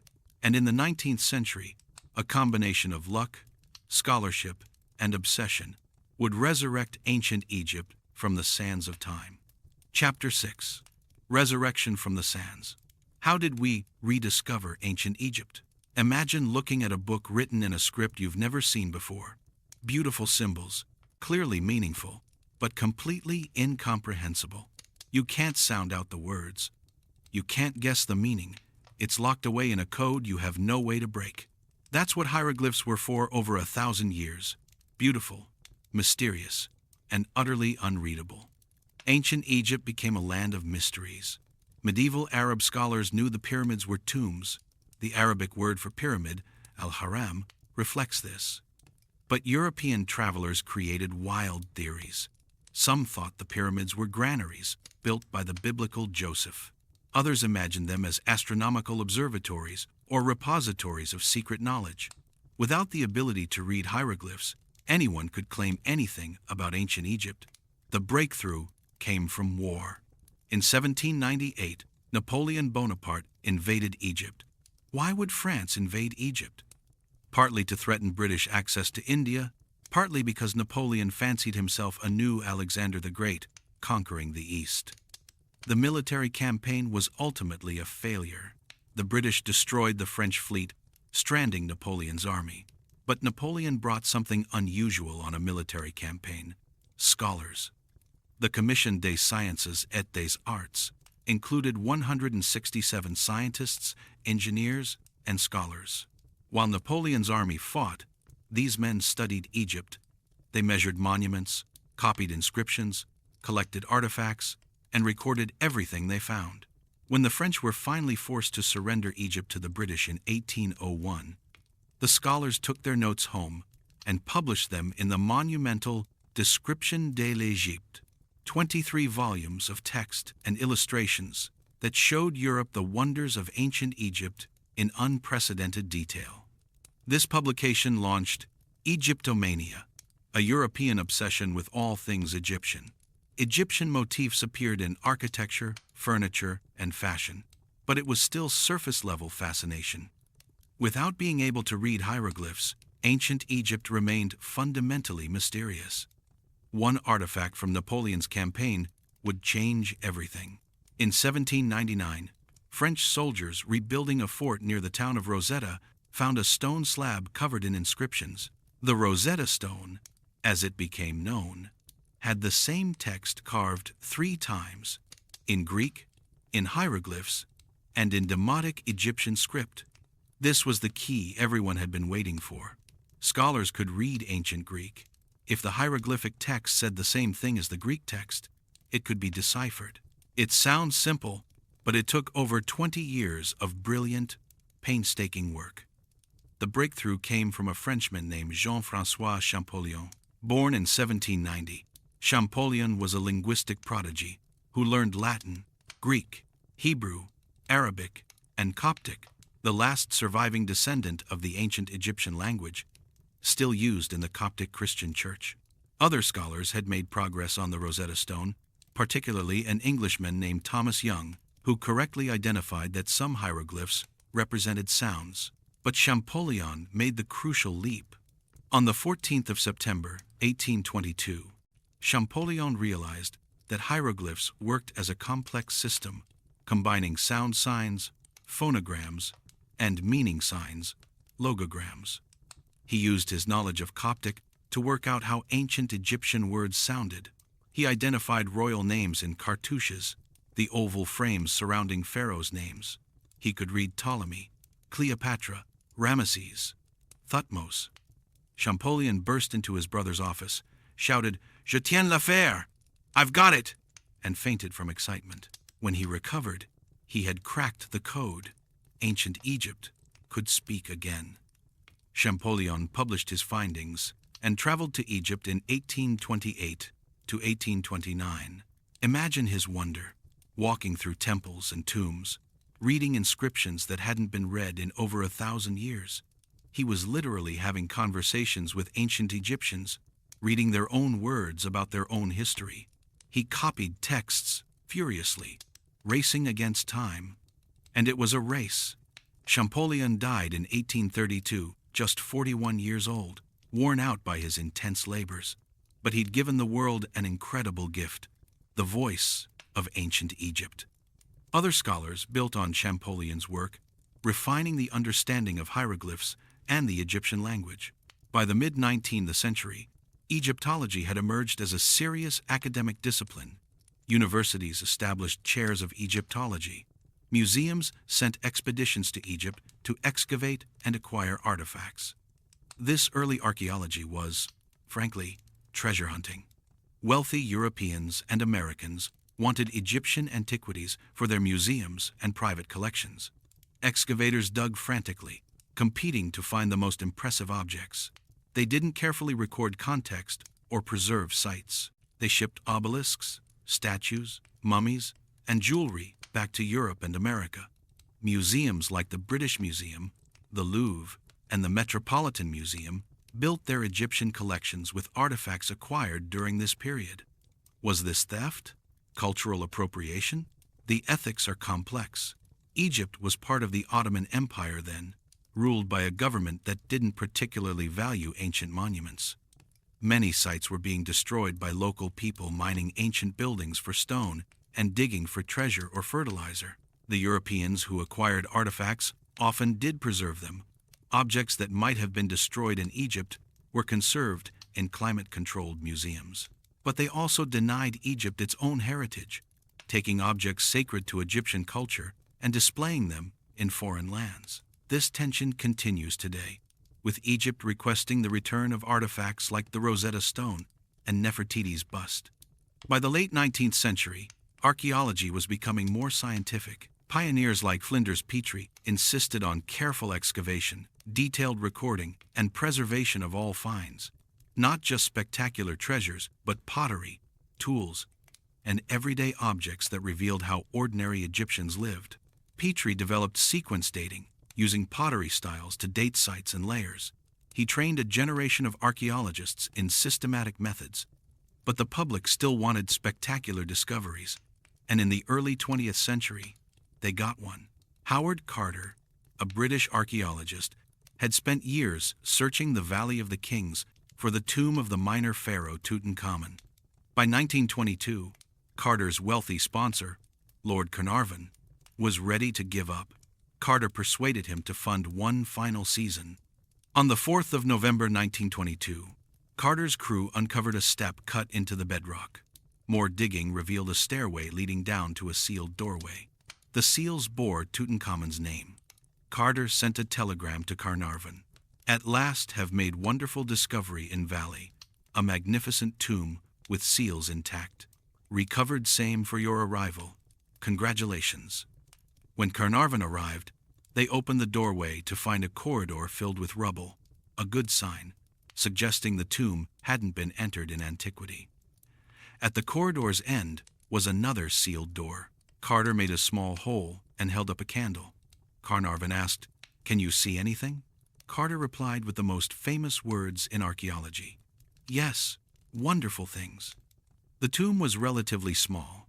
Tutankhamun had died young and unexpectedly, so probably his eternal home wasn't fully prepared. But it was crammed with over 5,000 objects, golden shrines nested inside each other, enclosing a quartzite sarcophagus containing 3 anthropoid coffins, the innermost made of solid gold. Chariots, furniture, clothes, jewelry, weapons, games, food, wine, everything the young king might need in the afterlife. The discovery made headlines worldwide. Photographs of the golden treasures circulated everywhere. Tutankhamun became the most famous pharaoh, ironic since he'd been forgotten in ancient times. The treasures toured the world in blockbuster exhibitions. Millions lined up to see the golden death mask, staring into the face of a king who died over 3,000 years ago. The discovery also sparked the legend of the curse of the pharaohs. Lord Carnarvon died a few months after the tomb was opened, from an infected mosquito bite. Newspapers sensationalized his death as a curse. Other deaths connected to the expedition, some real, some fabricated, fed the legend. Never mind that Carter lived until 1939, dying at 64 of natural causes, or that most people connected with the excavation lived normal lifespans. The curse made good stories. Tutankhamun's tomb revealed the incredible wealth and craftsmanship of ancient Egypt, but it was just one tomb of one minor king. Imagine what the tombs of Ramesses II or Thutmose III contained before they were robbed. The mind boggles. Throughout the 20th century, archaeology in Egypt became increasingly sophisticated. New technologies aided discovery and analysis. Aerial photography revealed ancient landscape features invisible from the ground. Ground-penetrating radar detected buried structures. Chemical analysis identified materials and manufacturing techniques. DNA testing examined mummies' genealogy and health. Carbon dating provided absolute chronologies. Major discoveries continued. In 1939, Pierre Montet found the intact tomb of Pharaoh Susennes I at Tanis, treasures rivaling Tutankhamun's, but discovered just as World War II began, so it received little attention. In 1954, archaeologists found 2 full-sized boats buried near Khufu's pyramid, dismantled but complete, waiting to carry the pharaoh's soul across the heavens. One has been painstakingly reassembled and is now displayed in a museum near the pyramids. In 1995, American archaeologist Kent Weeks discovered KV5 in the Valley of the Kings, a massive tomb with over 120 chambers, probably built for the sons of Ramesses II. It's the largest tomb in the valley, but robbed and flood-damaged in antiquity. Still, its size and complexity revealed new information about royal tomb construction. New tombs and artifacts continue to be discovered. The Egyptian desert is incredibly dry, preserving organic materials like papyrus, wood, and textiles that would decay in damper climates. Even today, archaeologists working in Egypt make significant finds. New tombs, new texts, new artifacts that expand our understanding. But modern Egyptology isn't just about finding new things. It's about understanding ancient Egypt holistically, not just pharaohs and pyramids, but ordinary people, daily life, economy, environment, and culture. Archaeologists excavate workers' villages to understand how pyramid builders lived. They analyze mummies to study ancient diseases and diet. They translate business documents to understand the economy. They study environmental data to reconstruct ancient climate and landscape. We now know that ancient Egyptians weren't so different from us. They worried about their jobs, their families, their health. They fell in love, made jokes, complained about taxes. We have a letter from a man who writes to his dead wife's spirit, asking her to stop haunting him. Apparently, their marriage had been rocky. We have school exercises where students practiced writing, making the same mistakes students make today. We have medical texts showing sophisticated knowledge of anatomy and disease, prescribing treatments that sometimes make medical sense and sometimes are pure superstition.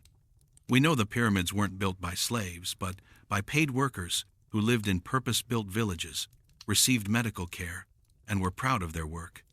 We know Egyptian women had more rights than women in most ancient societies. They could own property, initiate divorce, conduct business. We know Egyptian medicine was advanced, with specialized doctors for different ailments and successful treatments for various conditions. We also know the limits of ancient Egyptian society. It was still a deeply hierarchical, autocratic system. Pharaohs had absolute power. The majority of people were farmers, living subsistence lifestyles. Justice could be arbitrary. Corporal punishment was common. Wars were brutal. While not as reliant on chattel slavery as, say, ancient Rome, Egypt still had slaves and forced labor. Ancient Egypt wasn't perfect. It was a human society with all the flaws and virtues that implies. But it was an extraordinary human society that lasted 3,000 years, created timeless monuments, and developed a culture so compelling that people 5,000 years later are still fascinated by it. Today, Egypt's ancient heritage is both a source of national pride and an economic resource through tourism. The modern Egyptian state invests heavily in archaeology and conservation. The Grand Egyptian Museum, currently under construction near the pyramids of Giza, will be one of the world's largest museums, displaying thousands of artifacts, including the complete Tutankhamun collection. There are tensions, of course. The Egyptian government wants artifacts returned from foreign museums. Western museums argue they can better preserve and display them. Egyptian archaeologists, once rare, now lead excavations and research, as they should, since it's their heritage. International cooperation has increased, with joint expeditions combining Egyptian knowledge of local context with international funding and expertise. And there's still so much to discover.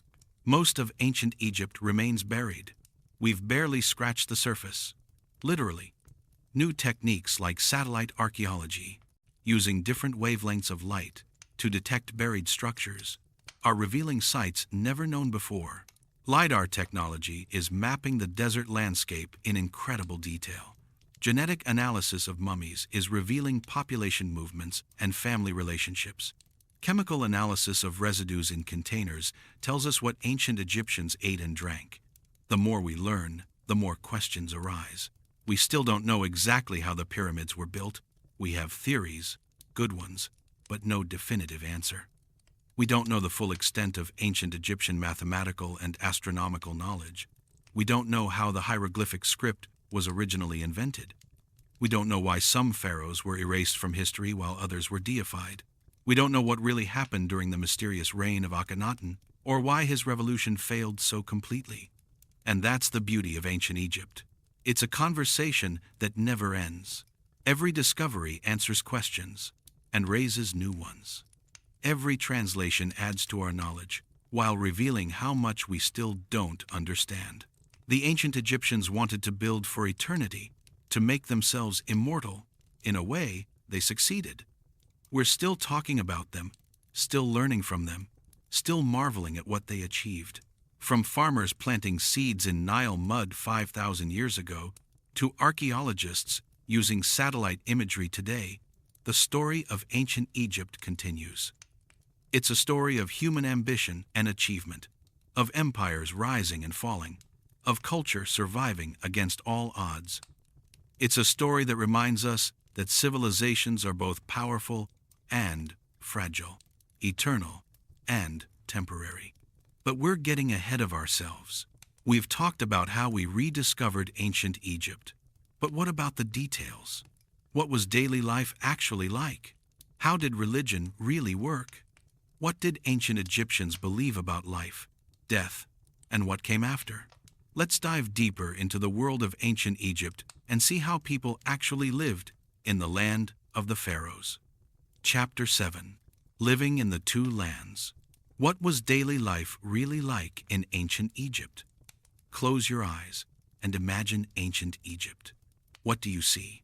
Probably pharaohs, pyramids, gold treasures, and mysterious ceremonies. right? That's what most people picture. But here's the reality. If you traveled back to ancient Egypt, you'd spend most of your time seeing something much more ordinary. Farmers working in fields, craftsmen in workshops, children playing in the streets, women baking bread, merchants haggling over prices. Ancient Egypt was, first and foremost, an agricultural society. About 90% of the population were farmers, fellahin, they'd later be called. Their lives followed the rhythm of the Nile's flood. When the inundation came in summer, covering the fields with water, farmers couldn't work the land. This was when they might be called up for state projects, building temples, cutting stone, maintaining irrigation canals, or they might work at crafts, repair their homes, or simply rest. When the waters receded in autumn, the season of Peret began, the season of emergence. The soaked black soil was perfect for planting. Farmers plowed using wooden plows pulled by oxen. They broadcast seed by hand, walking through the fields scattering grain. Then they might drive sheep or pigs over the fields to trample the seeds into the soft mud. Irrigation channels brought water to fields further from the river. It was backbreaking work under the fierce Egyptian sun. Months later came Shemu, the season of harvest. Workers cut grain with wooden sickles, edged with flint blades. They bundled the grain and carried it to threshing floors, where oxen trampled it to separate seeds from stalks. Women winnowed the grain, tossing it in the air so the wind carried away the chaff. The grain was measured, and here came the part farmers dreaded, the tax collector. Taxation in ancient Egypt was serious business. The pharaoh owned all the land theoretically, and farmers paid rent in the form of a portion of their harvest. Scribes calculated what was owed based on the size of fields and the height of the Nile flood that year. A higher flood meant richer soil, meant better harvest, meant higher taxes. Farmers who couldn't or wouldn't pay faced beatings or forced labor. Tax collection scenes in tomb paintings show officials armed with sticks, making the consequences of non-payment clear. But farming wasn't the only occupation. Ancient Egypt had a complex economy with specialized craftsmen.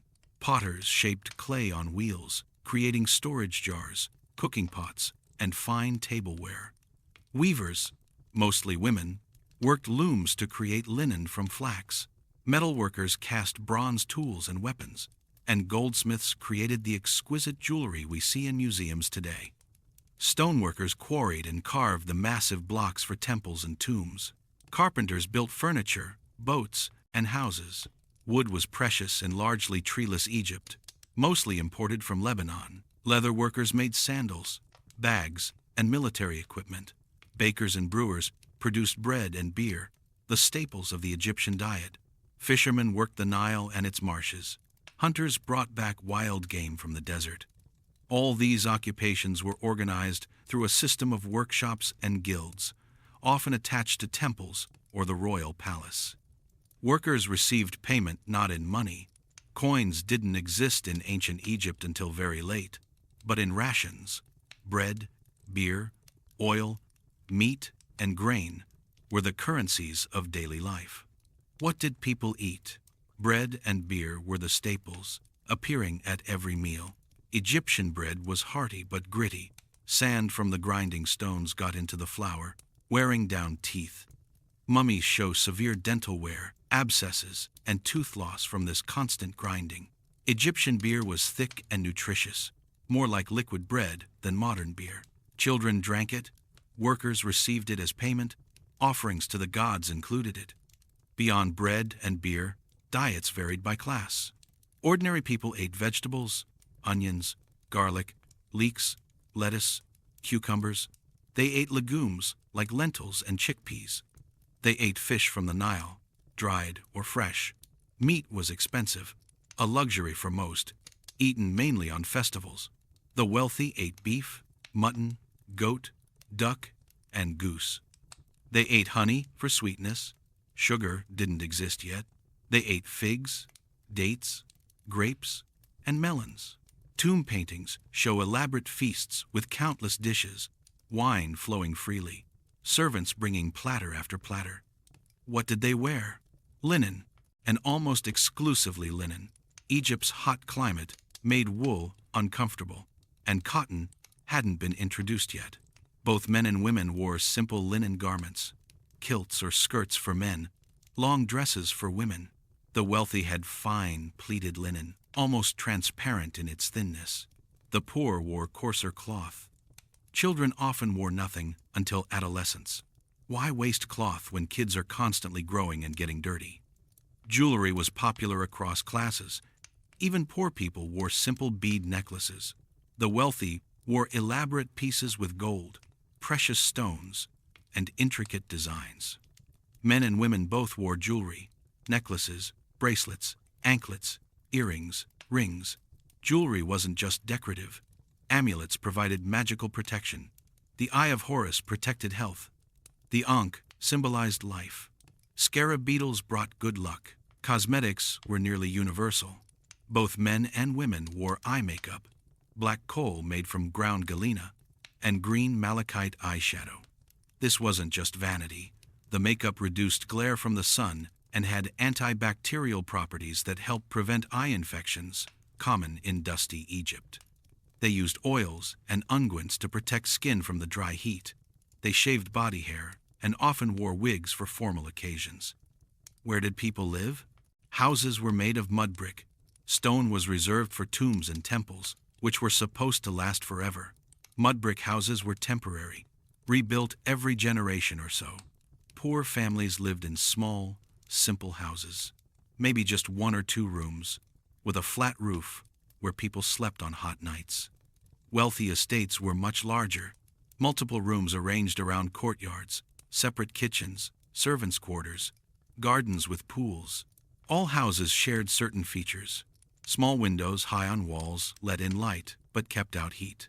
Walls were plastered and whitewashed, sometimes painted with colorful scenes. Floors were packed earth or clay. Furniture was simple, low stools. Beds, really just wooden frames with woven rope.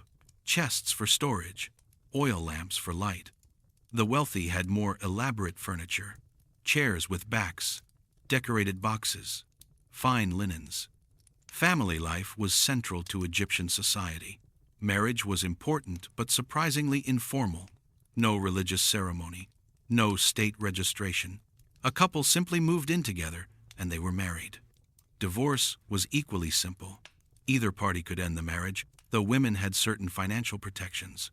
Love poetry from ancient Egypt is touching and surprisingly modern in sentiment, longing, desire, the pain of separation, the joy of union. These weren't emotionless arranged marriages.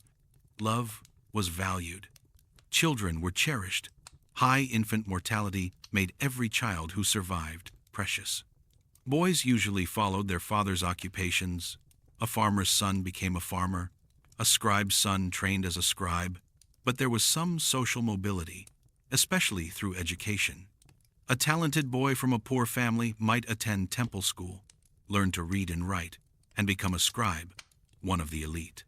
Girls generally stayed home, learning from their mothers, cooking, weaving, household management.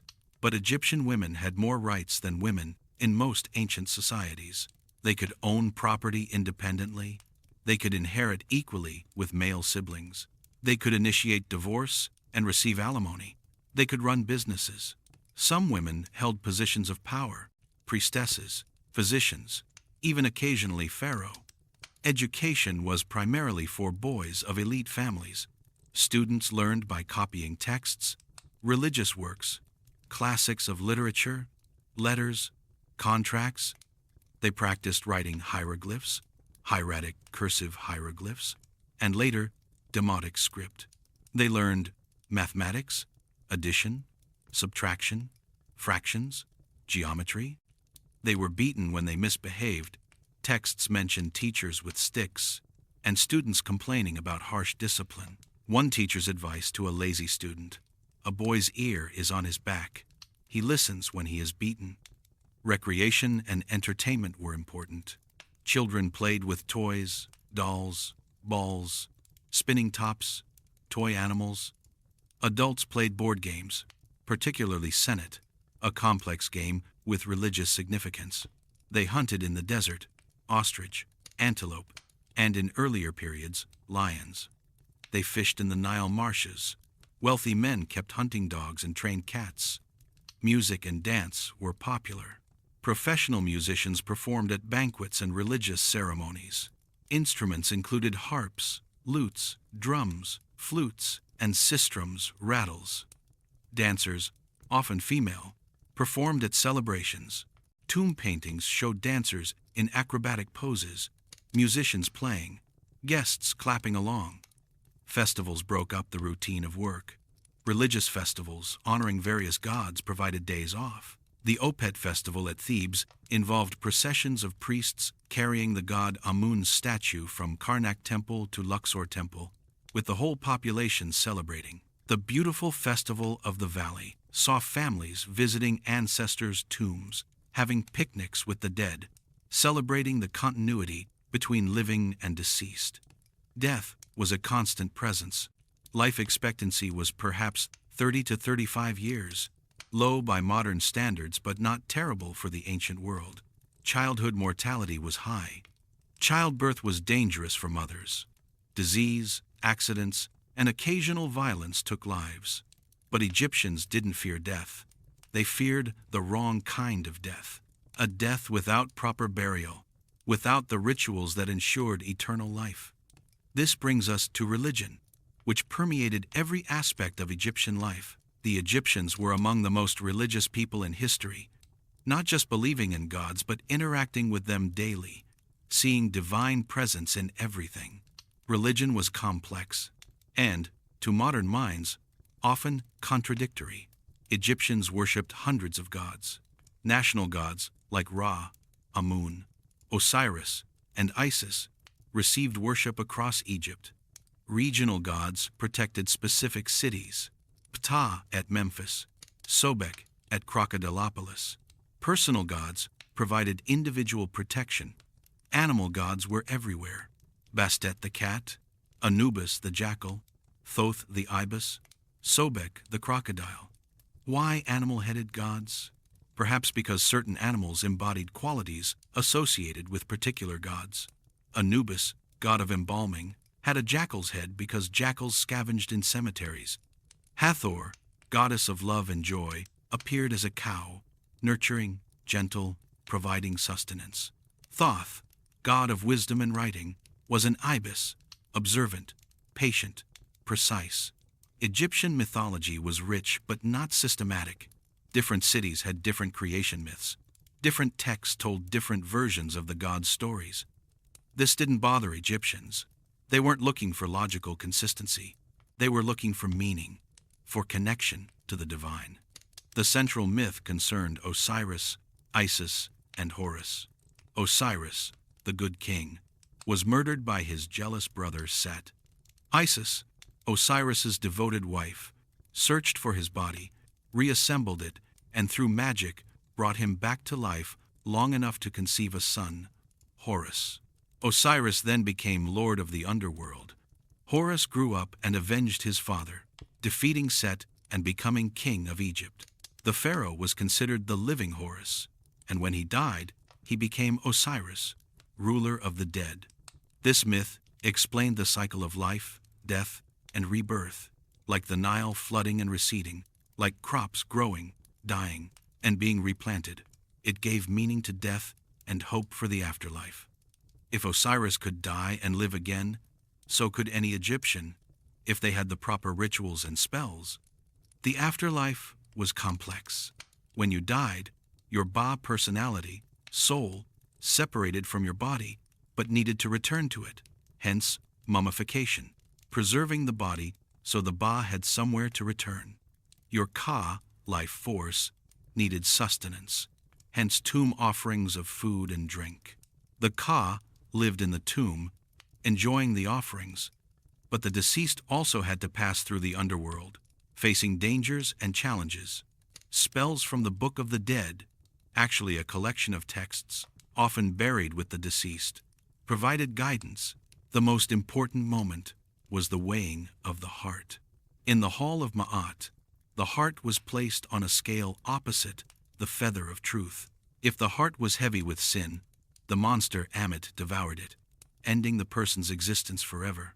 If the heart balanced with the feather, the deceased was declared true of voice and could enter the field of reeds, a paradise resembling Egypt, but even better, eternally abundant, eternally pleasant. Magic pervaded Egyptian religion. The Egyptians believed words had power. Knowing something's true name gave you power over it. Spells were formulae that, if spoken correctly, compelled gods and spirits to act. Amulets provided protection through their shape and the spells inscribed on them. Medicine combined practical treatments with magical incantations. Why choose between approaches that both might work? Priests were the religious professionals, but they weren't like modern clergy. Being a priest was often a part-time job. Priests served rotating shifts at temples, then returned to their regular occupations. Priests performed daily rituals, caring for the god's statue, waking it, washing it, dressing it, offering food. Only priests could enter the temple's inner sanctum where the god's statue resided. Ordinary people worshipped in outer courtyards or at home shrines. But this gives only a glimpse of Egyptian daily life. We could discuss so much more. Fashion, sports, crime and punishment, architecture, technology, trade, diplomacy. Each topic reveals more of how these people lived, loved, worked, and died. The point is this: ancient Egyptians were people. They worried about the same things we worry about: their jobs, their families, their health, their future. They hoped and feared and dreamed. They created beauty and meaning in a harsh world. They built civilizations that outlasted them by millennia. Understanding daily life makes ancient Egypt real. It's not just pharaohs and pyramids. It's millions of individual lives, lived over thousands of years, each person navigating their world as best they could, leaving traces that let us glimpse their humanity across the chasm of time. But there's one aspect of ancient Egyptian life we haven't fully explored yet. The aspect that dominates our understanding of ancient Egypt, that drove the construction of the pyramids and the creation of the elaborate tombs. The aspect that makes Egyptian civilization unique, their relationship with death and the afterlife, their obsession with eternity. Chapter 8. Preparing for Eternity. Why were the Egyptians obsessed with death? Here's a question. Are you afraid of death? Most people are, at least a little. It's the great unknown, the end of everything we know. We cope with this fear in different ways: religion, philosophy, trying not to think about it. The ancient Egyptians coped by preparing for it, extensively, elaborately, obsessively. But here's the thing: this wasn't morbid. The Egyptians weren't a death-focused, gloomy culture. Quite the opposite. They loved life so much, they wanted it to continue forever. All their elaborate death preparations were really life preparations, preparing for the eternal life that came after this temporary physical existence. Let's start with the most iconic aspect of Egyptian death culture: mummification. Why preserve the body so carefully? Because the Egyptians believed your body was essential to your existence in the afterlife. Your ba, your personality, your essence, would separate from your body at death, but it needed to recognize and return to your body. If your body decayed beyond recognition, your ba couldn't find it. Your existence would end. Permanent death, the worst possible fate. So bodies had to be preserved. Early Egyptians discovered this almost accidentally. Egypt's dry climate and sand naturally desiccated bodies, creating a kind of accidental mummification. When Egyptians started building elaborate tombs instead of simple pit burials, bodies were no longer in direct contact with the hot, dry sand. They decayed. This was unacceptable. So the Egyptians developed artificial mummification. The process, as described by Greek historian Herodotus and confirmed by modern analysis of mummies, was elaborate and took 70 days. First, the body was washed. Then, the brain was removed. The Egyptians thought the brain was useless, so they pulled it out through the nose with hooks and discarded it. The important organ was the heart. which they believed was the seat of thought and emotion. The heart stayed in the body. Other internal organs, liver, lungs, stomach, intestines, were removed through an incision in the left side. These organs were preserved separately in canopic jars, each protected by a different god. The body cavity was washed with wine and spices, then packed with natron, a natural salt that dried out the tissues. The body lay covered in natron for 40 days, completely desiccating. Then the natron was removed, the body washed again, and the cavity packed with linen, sawdust, or sand to restore its shape. The skin was treated with oils and resins. Packing was placed in the nose. Eyes were replaced with linen or small onions. The body was wrapped in hundreds of yards of linen bandages, with amulets placed between the layers for magical protection. The wrapped mummy was placed in a coffin, often nested inside multiple coffins, each decorated with spells and images of gods. These coffins went into a sarcophagus, a stone outer container. Everything was designed to protect the body and aid the deceased in the afterlife. But mummification was expensive. The elaborate process described above was for the wealthy. Middle-class people received simpler treatment, perhaps internal organs removed, but less expensive materials used. The poor received the most basic mummification, the body cleaned, maybe dipped in cheap preservative, wrapped in plain linen. But even the poorest tried to preserve their dead somehow. Everyone wanted to ensure eternal life. Mummification wasn't limited to humans. Egyptians mummified animals too. Sacred animals associated with particular gods, the Apis bull, the Nevis bull, certain crocodiles, received elaborate mummification and burial. Wealthy people mummified beloved pets. And in an industry that seems bizarre to us, animals were bred, mummified, and sold to pilgrims as offerings to gods. Archaeologists have found catacombs containing millions of mummified ibises, hundreds of thousands of mummified cats, countless mummified crocodiles, snakes, dogs, and other animals. But a preserved body wasn't enough.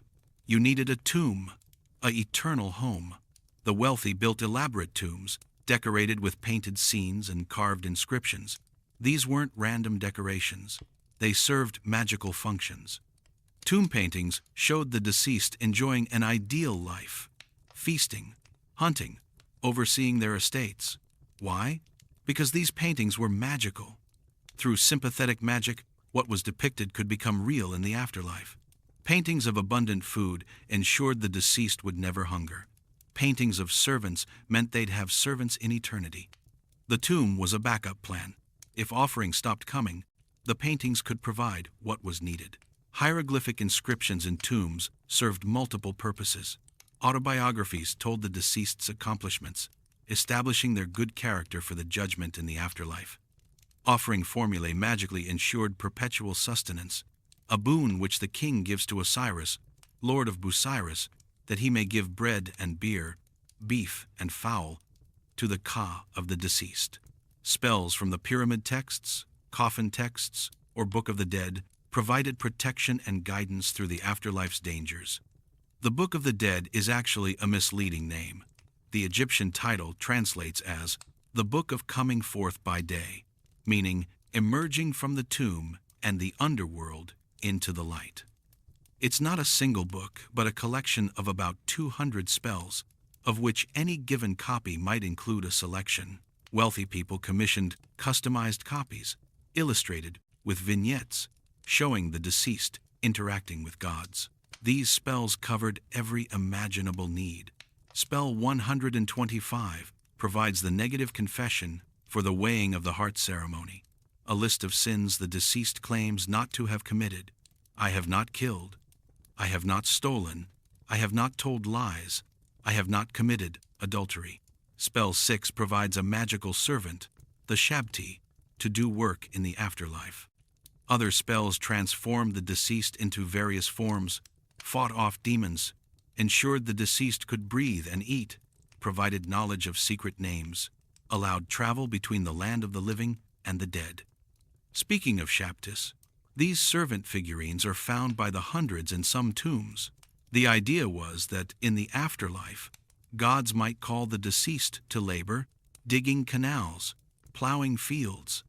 The Shabti would magically come to life and do the work instead. Wealthy people wanted to ensure they had Shabtis for every possible task. Some tombs contained 365 Shabtis, one for each day of the year, plus 36 overseer Shabtis to direct them. All of this, mummification, tombs, texts, grave goods, required wealth, which reveals something important. The elaborate death culture we associate with ancient Egypt was primarily for the elite. Pharaohs and nobles got pyramids and painted tombs. Ordinary people got simple burials, modest preservation, basic offerings. But everyone believed in the afterlife. Everyone wanted to reach the field of reeds. So even poor people scraped together what they could for a proper burial, a few amulets, a simple coffin with some painted decorations, a copy of a few critical spells from the Book of the Dead, a jar of oil, some bread, whatever they could afford, because eternity was worth any sacrifice. This creates a bias in what survives. We have rich people's tombs, built to last forever, filled with preservable grave goods. Poor people's burials have mostly been lost, their simple tombs looted or destroyed, their modest possessions long decayed. Our understanding of Egyptian death beliefs comes disproportionately from the elite. We should remember that millions of ordinary Egyptians also lived, died, and hoped for eternal life, even if they couldn't afford golden coffins and painted tombs. The geography of death was significant. The west bank of the Nile was the land of the dead. Ra, the sun god, died in the west each evening and traveled through the underworld before being reborn in the east each morning. The deceased followed the same path. So cemeteries and tombs were on the west bank, in the desert where the dry sand helped preserve bodies. Cities of the living were on the east bank and in the fertile valley. Thebes provides the perfect example. The city of the living, temples and palaces, spread along the Nile's east bank. The west bank was a vast necropolis. The Valley of the Kings held pharaohs' tombs, cut deep into the rock. The Valley of the Queens held tombs of royal wives and children. Nobles' tombs dotted the hillsides. Mortuary temples at the desert's edge provided places for the deceased's cult, ongoing offerings, and rituals to sustain the dead in eternity. These mortuary temples are distinct from regular temples. Regular temples were homes for gods, places where the god's statue resided, and priests performed daily rituals. Mortuary temples were for deceased pharaohs, who had become gods themselves. The largest mortuary temple, built by Amenhotep III, was enormous. The Colossi of Memnon, two massive seated statues flanking the entrance, still stand.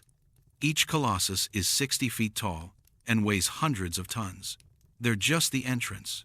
The temple behind them, now destroyed, covered acres.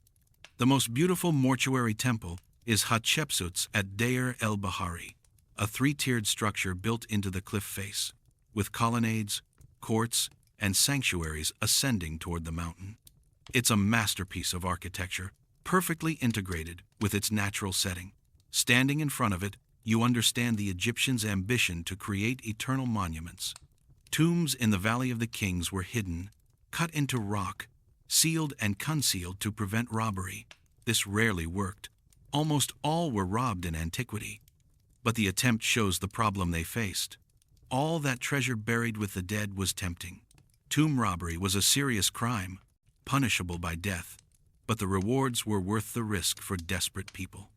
Ancient court records describe tomb robbery trials, thieves confessing under torture, guards revealed as accomplices, official corruption exposed. The cat and mouse game between tomb builders and tomb robbers drove increasing complexity.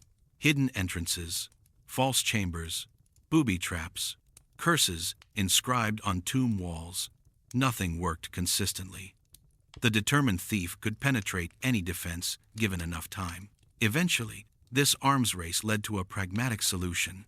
During the 21st dynasty, priests gathered many royal mummies from their robbed tombs and reburied them together in two caches, one near Deir el-Bahari discovered in 1881, and one in Amenhotep II's tomb, found in 1898. These caches held dozens of pharaohs, Ramesses II, Seti I, Thutmose III, and others, stripped of their original treasures but at least preserved from further desecration.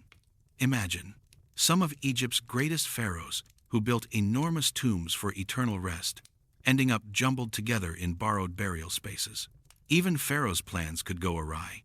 But the religious impulse remained, even as political power weakened, even as foreign dynasties ruled, even as Egypt was conquered and reconquered. The beliefs about death and the afterlife persisted. Through Ptolemaic rule, through Roman conquest, Egyptians continued mummifying their dead, building tombs, seeking eternal life. Only Christianity ended these practices. Christian doctrine taught resurrection of the soul, not preservation of the body. Mummification became a pagan practice to be abandoned. The old gods who protected the dead were demons to be rejected. The temples were closed. The priests died. The knowledge was lost. And so ancient Egypt's death culture ended, leaving behind monuments that still inspire awe, mummies that still fascinate us, and questions we're still trying to answer. Why such elaborate preparations? Was it fear? Hope? Certainty? Probably all three. The Egyptians looked at death and refused to accept it as an ending. They built their pyramids, painted their tombs, wrote their spells, and made themselves ready for eternity. Did it work? Well, we're still talking about them 3,000 years later. We know Ramesses' name, see Tutankhamun's face, read their words, marvel at their achievements. They wanted to be remembered forever. In that sense, they achieved exactly what they sought. Immortality, Chapter 9. Builders of Eternity. What made Egyptian architecture so spectacular? Stand at the base of the Great Pyramid. Look up. Nearly 500 feet of stone tower above you. 2.5 million blocks. 6.5 million tons. It was the tallest structure on Earth for almost 4,000 years, and it's 4,500 years old. How? Why? What drove people to build on this insane scale? The answer isn't just about religion or pharaonic ego, though both played roles. It's about a fundamental Egyptian concept: permanence. The Egyptians divided their world into two spheres, the temporary and the eternal. Houses, palaces, even royal residences were temporary, built of mud brick, meant to last a generation, then be rebuilt. But tombs and temples were eternal, built of stone, meant to last forever. This distinction shaped all Egyptian architecture. We have almost no domestic architecture from ancient Egypt because it was built to be temporary. But we have countless temples and tombs because they were built for eternity. The Egyptians literally built their priorities into their architecture. Let's start with the pyramids, since they're the most iconic. We discussed how they were built in earlier chapters, but why that shape? Several theories exist. The pyramid shape might represent the rays of the sun streaming down from heaven to earth, a ramp for the pharaoh's soul to climb to join Ra. Or it might represent the primordial mound that emerged from the waters of chaos at creation, the first land, the source of all life. Or it might simply be the most stable shape for a massive stone structure: wide base, tapering to a point, distributing weight efficiently. Probably all these meanings were present simultaneously. Egyptian symbolism was layered, with multiple meanings coexisting. The pyramid was a ramp, a mound, a stable structure, a representation of the sun's rays. All at once, pyramid construction evolved. We went from Djoser's step pyramid to the smooth-sided pyramids of the 4th dynasty. But pyramid building didn't stop with the Old Kingdom. Middle Kingdom pharaohs built pyramids, though smaller and using different construction techniques, often a stone framework filled with mud brick, then faced with limestone. These pyramids haven't weathered as well as the Old Kingdom's solid stone structures. Many have collapsed into rubble mounds. New Kingdom pharaohs abandoned pyramids entirely, instead cutting tombs into rock and building separate mortuary temples. But private citizens started building small pyramid-topped tombs. And in Nubia, the 25th dynasty pharaohs revived pyramid building, creating steep-sided pyramids quite different from the Egyptian style. But temples were Egypt's greatest architectural achievement. Temples evolved over 3,000 years, growing increasingly elaborate. Early temples were simple shrines. By the New Kingdom, they were massive stone complexes covering acres. The temple at Karnak, dedicated to Amun-Ra, is the largest religious structure ever built. Construction started in the Middle Kingdom and continued for over 1,000 years, with pharaoh after pharaoh adding halls, courts, obelisks, and statues. The hypostyle hall alone, a forest of massive columns, covers 54,000 square feet. The columns are 70 feet tall, and so thick that it takes 6 people with arms outstretched to encircle one. Standing among them feels overwhelming. You're an ant among giants. Egyptian temple architecture followed consistent patterns. You entered through massive pylons, sloping walls flanking a doorway, often decorated with carved reliefs, showing the pharaohs smiting enemies. Beyond the pylons was an open courtyard where common people might gather during festivals. Then came covered halls, growing progressively darker and more restricted. Finally, the inner sanctum, the Holy of Holies, where the god's statue resided. Only the high priest and pharaoh could enter here. This progression, from bright and open to dark and restricted, was intentional. It represented moving from the outer world into increasing levels of holiness. The floor rose gradually, the ceiling lowered, the light dimmed. You were symbolically ascending to the sacred while descending into the earth, entering the mound of creation, the place where human and divine met. The architecture itself encoded meaning. Columns represented plants, some like papyrus with flowering capitals, some like lotus blossoms, some like palm trees. The floor represented earth. The ceiling represented sky, often painted blue with stars. The temple was a microcosm of the universe. Hieroglyphs and reliefs covered every surface. These weren't just decoration, they were functional. Images of the pharaoh making offerings to gods ensured those offerings would continue eternally through magic. Images of the pharaoh defeating enemies protected Egypt from those enemies. Hieroglyphic texts were prayers, spells, historical records. The temple walls were alive with meaning. Color was important. Original Egyptian temples weren't the bare stone we see today. They were painted in bright colors. Blues, reds, yellows, greens covered the reliefs. Gold leaf adorned important elements. Imagine Karnak with all its carvings painted, its obelisks gleaming with electrum, its statues garishly colored. It would be overwhelming, almost garish to modern tastes. But that was the point. Awe, overwhelming the senses, making you feel the god's presence. Obelisks deserve special mention. These tall, narrow, four-sided monuments tapering to a pyramidal top were solar symbols, representations of the sun's rays. They were carved from single pieces of granite, quarried at Aswan and transported hundreds of miles, feats of engineering in themselves. The largest obelisk ever attempted still lies in Aswan's quarry, partially carved from the bedrock. It would have stood over 130 feet tall and weighed over 1,100 tons. It cracked during carving and was abandoned, leaving us a perfect view of ancient quarrying techniques. Many obelisks were stolen over the centuries. You can see Egyptian obelisks in Rome, Paris, London, New York. These thefts ironically fulfilled the obelisk's purpose, spreading pharaohs' names and fame across the world, making them remembered forever. Statuary was another crucial element. Colossal statues of pharaohs guarded temple entrances. Smaller statues filled courts and halls. These weren't just representations. They were imbued with the pharaoh's ka, his life force. They were magically alive, watching over the temple forever. Egyptian sculpture followed strict conventions that barely changed for 3,000 years.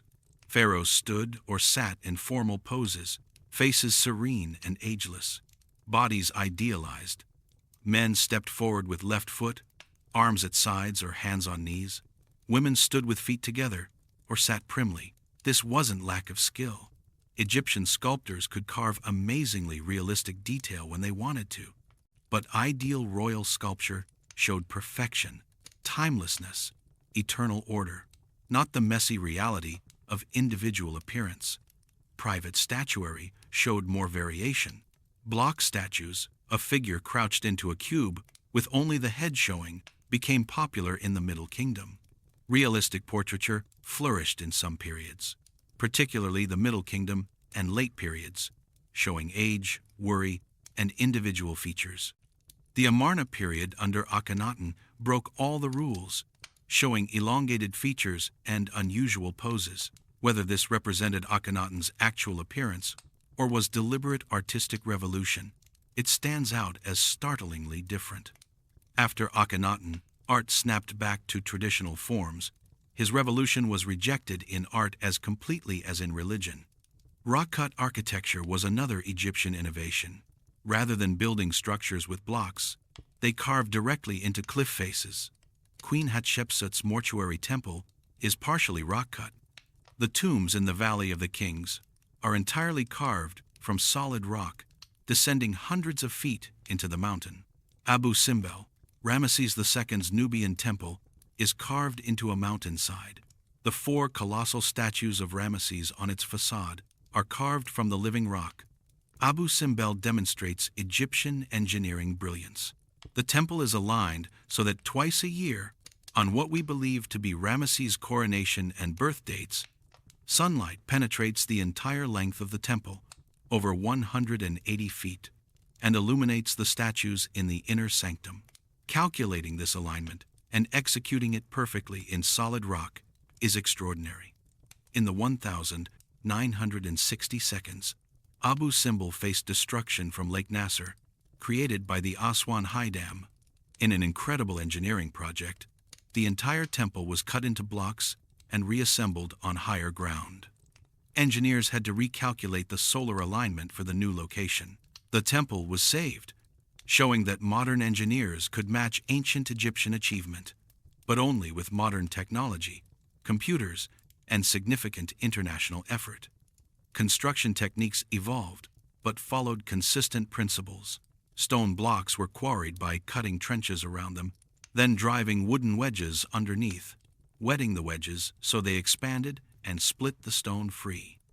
Blocks were moved on sledges, as we discussed earlier. They were raised using ramps, straight, spiral, or combinations thereof. Fitting blocks together required precision. Egyptians used tools like squares, levels, and plumb bobs to check alignment. They had measuring rods divided into cubits, about 52 centimeters, and smaller units.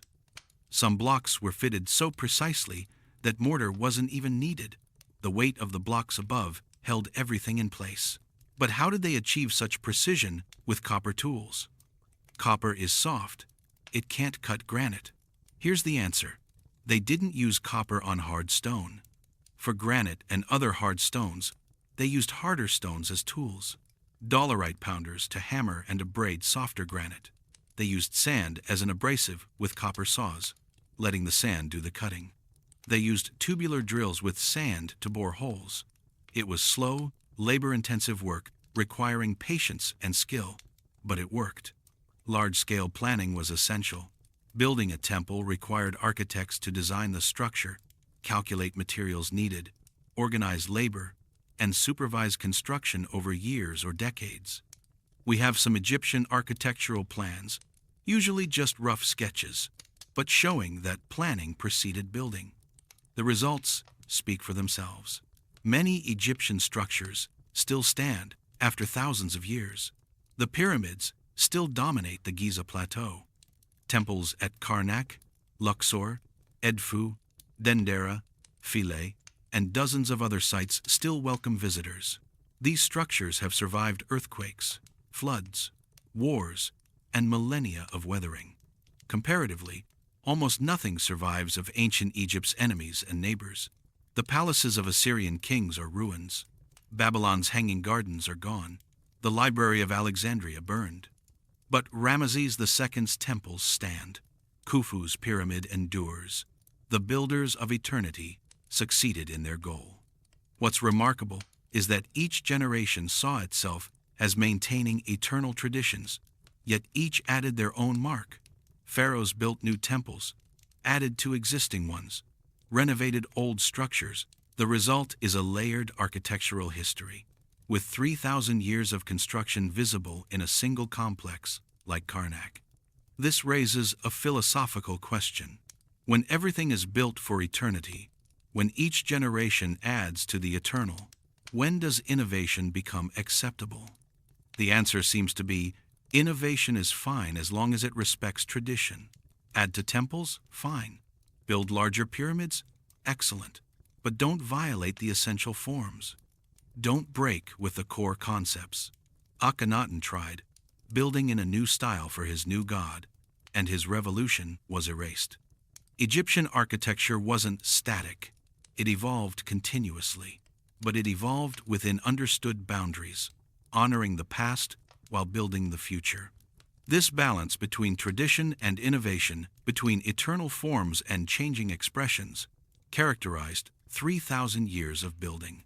And then it stopped. Not suddenly, but gradually. Roman emperors stopped building Egyptian-style temples. Christianity rejected pagan architecture. Islamic conquerors had their own architectural traditions. The knowledge of how to build in the old style was forgotten. The temples became ruins, buried by sand, used as quarries for later buildings, half-remembered legends, until archaeologists rediscovered them, excavated them, studied them, and brought them back to light. Now we can stand in those ancient halls, walk those ancient courts, and feel what the builders intended: awe, wonder, a sense of something far greater than ourselves. The eternal made manifest in stone. Chapter 10. The Eternal Legacy. Why does ancient Egypt still matter? We've journeyed through 3,000 years of history, from Neolithic farmers to Cleopatra's suicide, from simple mud brick villages to massive stone temples, from isolated African civilization to Mediterranean superpower. It's been quite a trip. But here's the final question. So what? Why does ancient Egypt matter? Why should we care about people who lived and died thousands of years ago? Because ancient Egypt shows us something fundamental about humanity. It shows us what we can achieve, what we can create, what we can imagine, and what we can become. Let's start with a tangible legacy. Ancient Egypt gave the world its first nation-state, a unified country with centralized government, bureaucracy, and national identity. The concept of a state that outlives any individual ruler, that persists through dynasties and generations, that commands loyalty beyond family or tribe. Egypt pioneered this. Egypt developed writing independently. Hieroglyphs were one of only a few writing systems invented from scratch, rather than borrowed from neighbors. Through hieroglyphs, Egyptians recorded history, literature, religion, science, and everyday transactions. They created libraries. They valued knowledge and its preservation. This impulse to record, to remember, to pass knowledge to future generations is fundamental to civilization. Egyptian mathematics was practical but sophisticated. They used fractions. They calculated areas and volumes. They understood geometry well enough to build the pyramids. The Moscow mathematical papyrus shows they could calculate the volume of a truncated pyramid. Not a simple problem. The Rhind mathematical papyrus demonstrates algebraic thinking. Egyptian mathematics influenced Greek mathematics, which influenced all later Western mathematics. Egyptian medicine was remarkably advanced. The Edwin Smith Papyrus, a medical text from around 1600 BCE, but probably copying much earlier material, describes surgical procedures, anatomical observations, and treatment protocols with surprising accuracy. It discusses brain surgery. It describes the pulse and apparently understood the heart's role in circulation.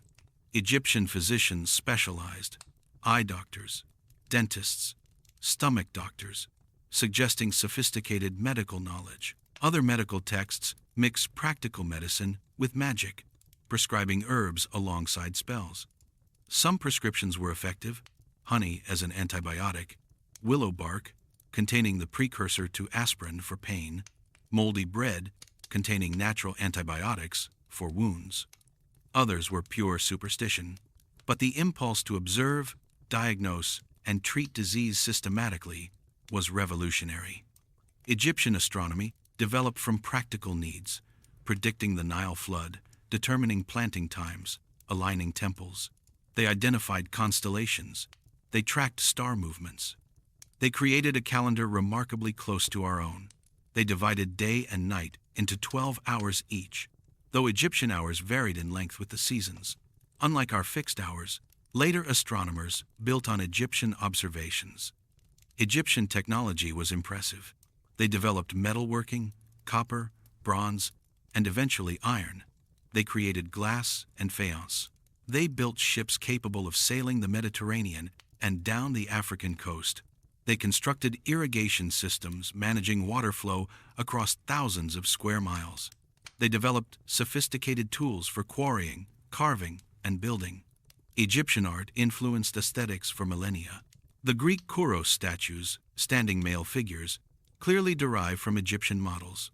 Roman emperors commissioned Egyptian-style obelisks and sphinxes. Renaissance artists studied Egyptian art. Art Deco drew heavily on Egyptian motifs. Even today, Egyptian visual language, the profile faces, the hieroglyphs, the iconic shapes of pyramids and sphinxes, is instantly recognizable worldwide. Egyptian religious concepts influenced later religions. The idea of judgment after death, with good rewarded and evil punished, appears in Judaism, Christianity, and Islam. The concept of resurrection, Osiris dying and being reborn, parallels resurrection themes in other religions. The idea of a savior god who dies and returns is found in multiple Mediterranean religions, possibly influenced by Osiris mythology. Some scholars see connections between Egyptian monotheism under Akhenaten and later Abrahamic monotheism, though this is debated. The Greek historian Herodotus said, "Egypt is the gift of the Nile," and he was right. But Egypt gave gifts to the world, gifts of knowledge, art, architecture, and ideas that shaped human civilization. Yet the legacy isn't just about what ancient Egypt gave us. It's about what it represents. Ancient Egypt represents human ambition and achievement on a grand scale. The pyramids weren't necessary for survival. Neither were the temples, the art, the elaborate burial customs. But humans don't just survive. We create, we build, we make meaning. Egypt shows humanity at its most creative, most ambitious, most determined to leave a mark on eternity. Egypt also represents continuity. 3,000 years. Think about that. The civilization that built the Great Pyramid and the civilization that saw Cleopatra rule were separated by more time than separates Cleopatra from us. Yet they were recognizably the same civilization, same language, evolved but continuous, same gods, same artistic conventions, same cultural identity. This continuity is unprecedented. No other civilization has maintained such consistency for so long. What allowed this continuity? Partly geography. Egypt's isolation protected it from constant invasion and cultural disruption. Partly the Nile. Its reliable rhythm provided stability. Partly religion. The conservative nature of Egyptian religion preserved traditions. Partly writing. Hieroglyphs remained unchanged for millennia, ensuring texts remained readable across vast time spans. But also, something in Egyptian culture valued tradition, continuity, and eternal order, ma'at. Innovation happened, but within understood boundaries. Change occurred, but slowly. The result was a civilization that became its own ancestor, continuously referring back to its own history, reinventing itself while remaining fundamentally itself. This is rare. Most civilizations rise, flourish, and fade within a few centuries. Egypt rose, flourished, declined, recovered, declined again, recovered again, over and over. For 3,000 years, it shows resilience, adaptability, and an ability to absorb shock while maintaining core identity. Even conquest didn't destroy Egyptian identity. Libyans, Nubians, Persians, Greeks, Romans, all conquered Egypt. Some tried to erase Egyptian culture, none succeeded. Egyptian culture absorbed elements from conquerors while maintaining its essence. Even today, after over 1,000 years of Arab and Islamic culture, modern Egypt maintains pride in its ancient heritage. The continuity is broken, but the memory remains. What finally ended ancient Egyptian civilization wasn't military conquest, but religious and cultural transformation. Christianity, then Islam, replaced the old gods. Greek and Arabic replaced the old language. New identities replaced the old Egyptian identity. But this took centuries. Even under Roman rule, temples remained active, hieroglyphs were carved, the old ways persisted. Only gradually did they fade. And even then, they weren't truly lost. They were forgotten, buried, waiting. When hieroglyphs were deciphered, when temples were excavated, when tombs were opened, ancient Egypt returned. Not as a living culture, but as a subject of study, wonder, and inspiration. The rediscovery of ancient Egypt in the 19th and 20th centuries captured imaginations worldwide. Egyptomania swept through popular culture. Mummies appeared in fiction, Gothic horror stories, adventure tales, science fiction. The pyramids became symbols of mystery and ancient wisdom. Egyptian aesthetics influenced architecture, design, and fashion. This fascination continues. Blockbuster museum exhibitions of Egyptian artifacts draw millions of visitors. Documentaries about ancient Egypt remain popular. Egypt is a standard topic in school curricula worldwide. Archaeological discoveries in Egypt make international headlines. The curse of the mummy, the secrets of the pyramids, the beauty of Nefertiti, these remain cultural touchstones. Why this enduring fascination? Partly because Egypt is exotic, different enough from modern Western culture to seem mysterious and exciting. Partly because Egypt is accessible, enough survived that we can understand it, but not so much that mystery is eliminated. Partly because Egyptian aesthetics are visually striking, the bold lines, the hieroglyphs, the gold and color, but also because ancient Egypt represents something aspirational. It shows humans building for eternity and succeeding. It shows humans creating beauty that lasts millennia. It shows humans facing death and refusing to accept it as an ending. It shows ambition, achievement, and the power of human imagination. Modern Egypt has a complex relationship with its ancient past. On one hand, tremendous pride, the pyramids, the temples, the treasures. On the other hand, tension, the ancient religion conflicts with Islam, and the ancient glories highlight modern challenges. Tourism to ancient sites is economically vital, but can feel like selling heritage to outsiders. International control of Egyptian artifacts is resented, but international expertise and funding are needed for excavation and conservation. These tensions reflect broader questions about heritage, ownership, and identity. Who owns the past? The country where artifacts were found? The museums that preserved them? All humanity? There are no easy answers. Only ongoing negotiations and evolving understanding. What's certain is that ancient Egypt continues to matter, not just as dead history, but as living inspiration. Architects still study pyramid construction. Artists still draw on Egyptian aesthetics. Writers still set stories in ancient Egypt. Filmmakers still return to Egyptian themes. The conversation continues, and there's still so much to discover. Most of ancient Egypt remains buried. New tombs are found regularly. New texts are translated. New scientific analyses reveal new information about mummies, artifacts, and sites. Every discovery adds to our knowledge and raises new questions. Remote sensing technology is revolutionizing Egyptian archaeology. Satellite imagery reveals buried structures. Ground-penetrating radar maps what lies beneath the sand without digging. LiDAR creates detailed 3D maps of temples and tombs.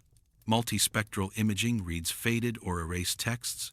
Genetic analysis reveals family relationships and population movements. 3D scanning preserves artifacts digitally, allowing virtual reconstruction and study. These technologies ensure that even as the physical monuments weather and decay, our knowledge of ancient Egypt will continue growing. Digital preservation may ultimately fulfill the Egyptians' goal of eternity. Their monuments might physically disappear eventually, but digital copies could last indefinitely. There's something poignant about using the most advanced modern technology to preserve and understand ancient technology. The Egyptians built with stone and copper. We study them with lasers and computers. Yet we're doing fundamentally the same thing they did, trying to overcome death and time, trying to preserve knowledge, trying to connect past and future. In the end, ancient Egypt matters because it was humanity's first great experiment in civilization. It showed what's possible when humans organize themselves, pool their labor, and work toward common goals. It showed that humans can create meaning, beauty, and order in an often chaotic world. It showed that we can build things that outlast us, leaving marks on eternity. The ancient Egyptians believed in eternal life, in defeating death, in living forever. By one measure, they failed. Their bodies decayed despite mummification. Their souls didn't sail with Ra. But by another measure, they succeeded beyond their wildest dreams. We remember them. We speak their names. We marvel at their achievements. We're inspired by their ambition. Ramesses II carved his name on every monument he could reach, desperate to be remembered. Mission accomplished, Ramesses. We remember you. We remember all of them. Narmer and Khufu, Hatshepsut and Thutmose III, Akhenaten and Tutankhamun, Cleopatra, and countless others known and unknown. We remember the pyramid builders and tomb painters, the scribes and priests, the farmers and craftsmen. We remember ancient Egypt.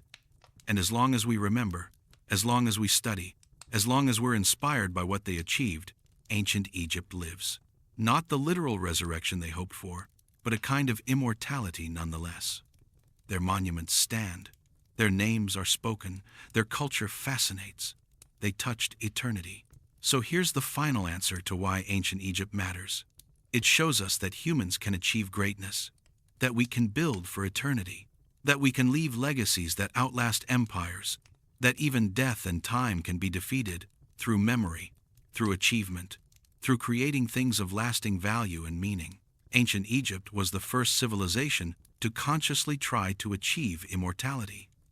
And looking at the pyramids standing against the sky, at the temple still inspiring awe, at the artifacts still taking our breath away, at the names still remembered after 5,000 years, looking at all this, we have to conclude they succeeded. The ancient Egyptians built for eternity, and here we are, thousands of years later, still talking about them, still learning from them, still inspired by them. They won. They achieved their goal. They are eternal. And that, ultimately, is the entire story of ancient Egypt. A civilization that refused to accept death, that built monuments to eternity, that created a culture so compelling it survived millennia of conquest and change, that left a legacy still shaping our world today. From the first farmers planting seeds in Nile mud to modern archaeologists using satellites to find buried tombs, the story continues. Ancient Egypt lives on. The journey is over. We've traveled from the dawn of Egyptian civilization to its end and beyond, through 3,000 years of history, across countless lives, lived and remembered. We've seen empires rise and fall, pyramids built and rediscovered, pharaohs born and deified, cultures clashing and blending. We've walked with farmers and pharaohs, priests and pyramid builders, scribes and sculptors.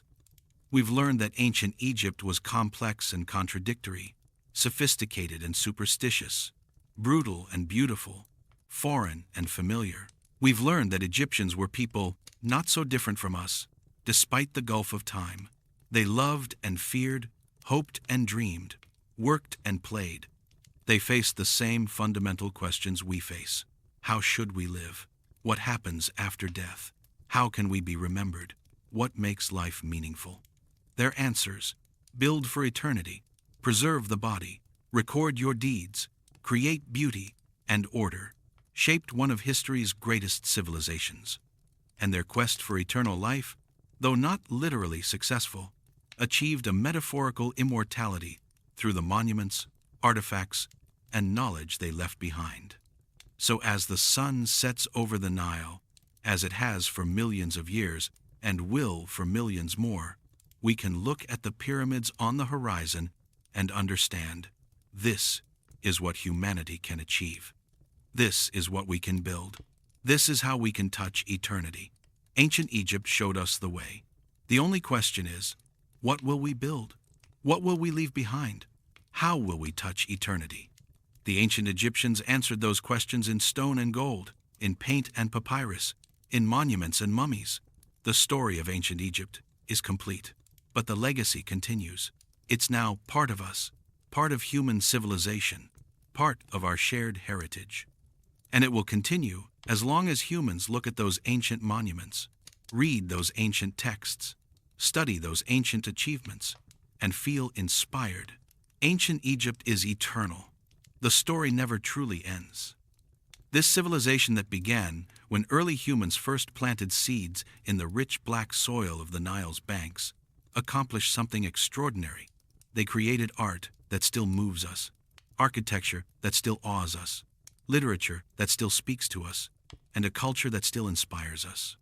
They faced the fundamental human condition, mortality, uncertainty, the search for meaning, and responded with creativity, ambition, and an unshakable belief in the possibility of eternity. They weren't perfect. They had slaves and wars and inequality and cruelty, but they also had brilliance and beauty and achievement on a scale rarely matched in human history. They showed what organized human effort can accomplish. They proved that civilization can last not just decades or centuries, but millennia.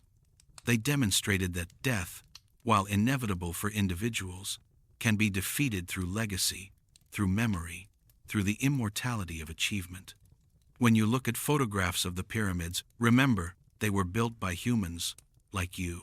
When you see images of golden treasures, remember they were crafted by human hands. When you read translated hieroglyphs, remember they were written by people with hopes and fears and dreams. Ancient Egypt wasn't built by giants or gods or aliens. It was built by humans.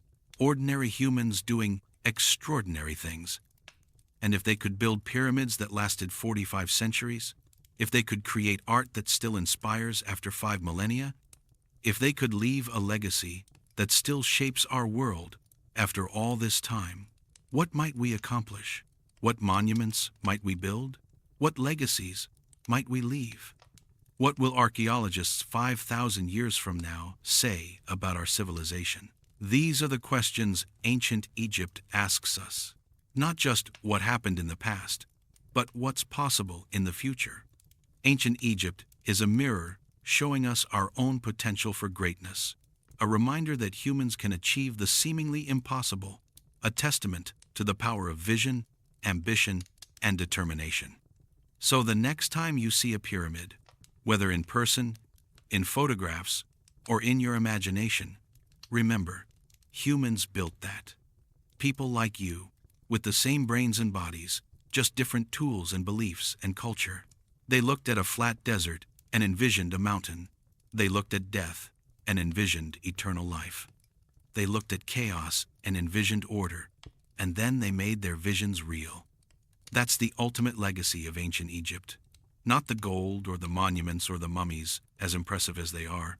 The ultimate legacy is the demonstration that humans can dream big dreams and make them real. That we can build for eternity and succeed. That we are capable of greatness. Ancient Egypt showed us what we can be. The only question is, will we live up to that potential? Will we build our own monuments to eternity? Will we leave our own legacies for future generations to marvel at? Will we touch eternity? The ancient Egyptians would say, yes. They believed in human potential, in the power of will and work to achieve the impossible. They believed that properly prepared, properly determined humans could become gods, could live forever, could defeat even death itself. they were right. Not literally, perhaps, but in the ways that truly matter. In memory, in legacy, in inspiration. Ancient Egypt did achieve immortality, and so can we. That's the message across 5,000 years, from the pyramid builders to us. Build something that matters. Create something beautiful. Leave something behind. Touch eternity. Ancient Egypt lives. As long as the pyramids stand against the Egyptian sky, as long as hieroglyphs tell their stories, as long as golden masks shine in museum cases, as long as people look at these monuments and feel wonder, ancient Egypt lives. The story of ancient Egypt, from beginning to end, across 3,000 years and beyond, is ultimately the story of human achievement. It's our story. It's what we can become when we dare to dream of eternity and work to make those dreams real. And that story, like the civilization that created it, is truly eternal.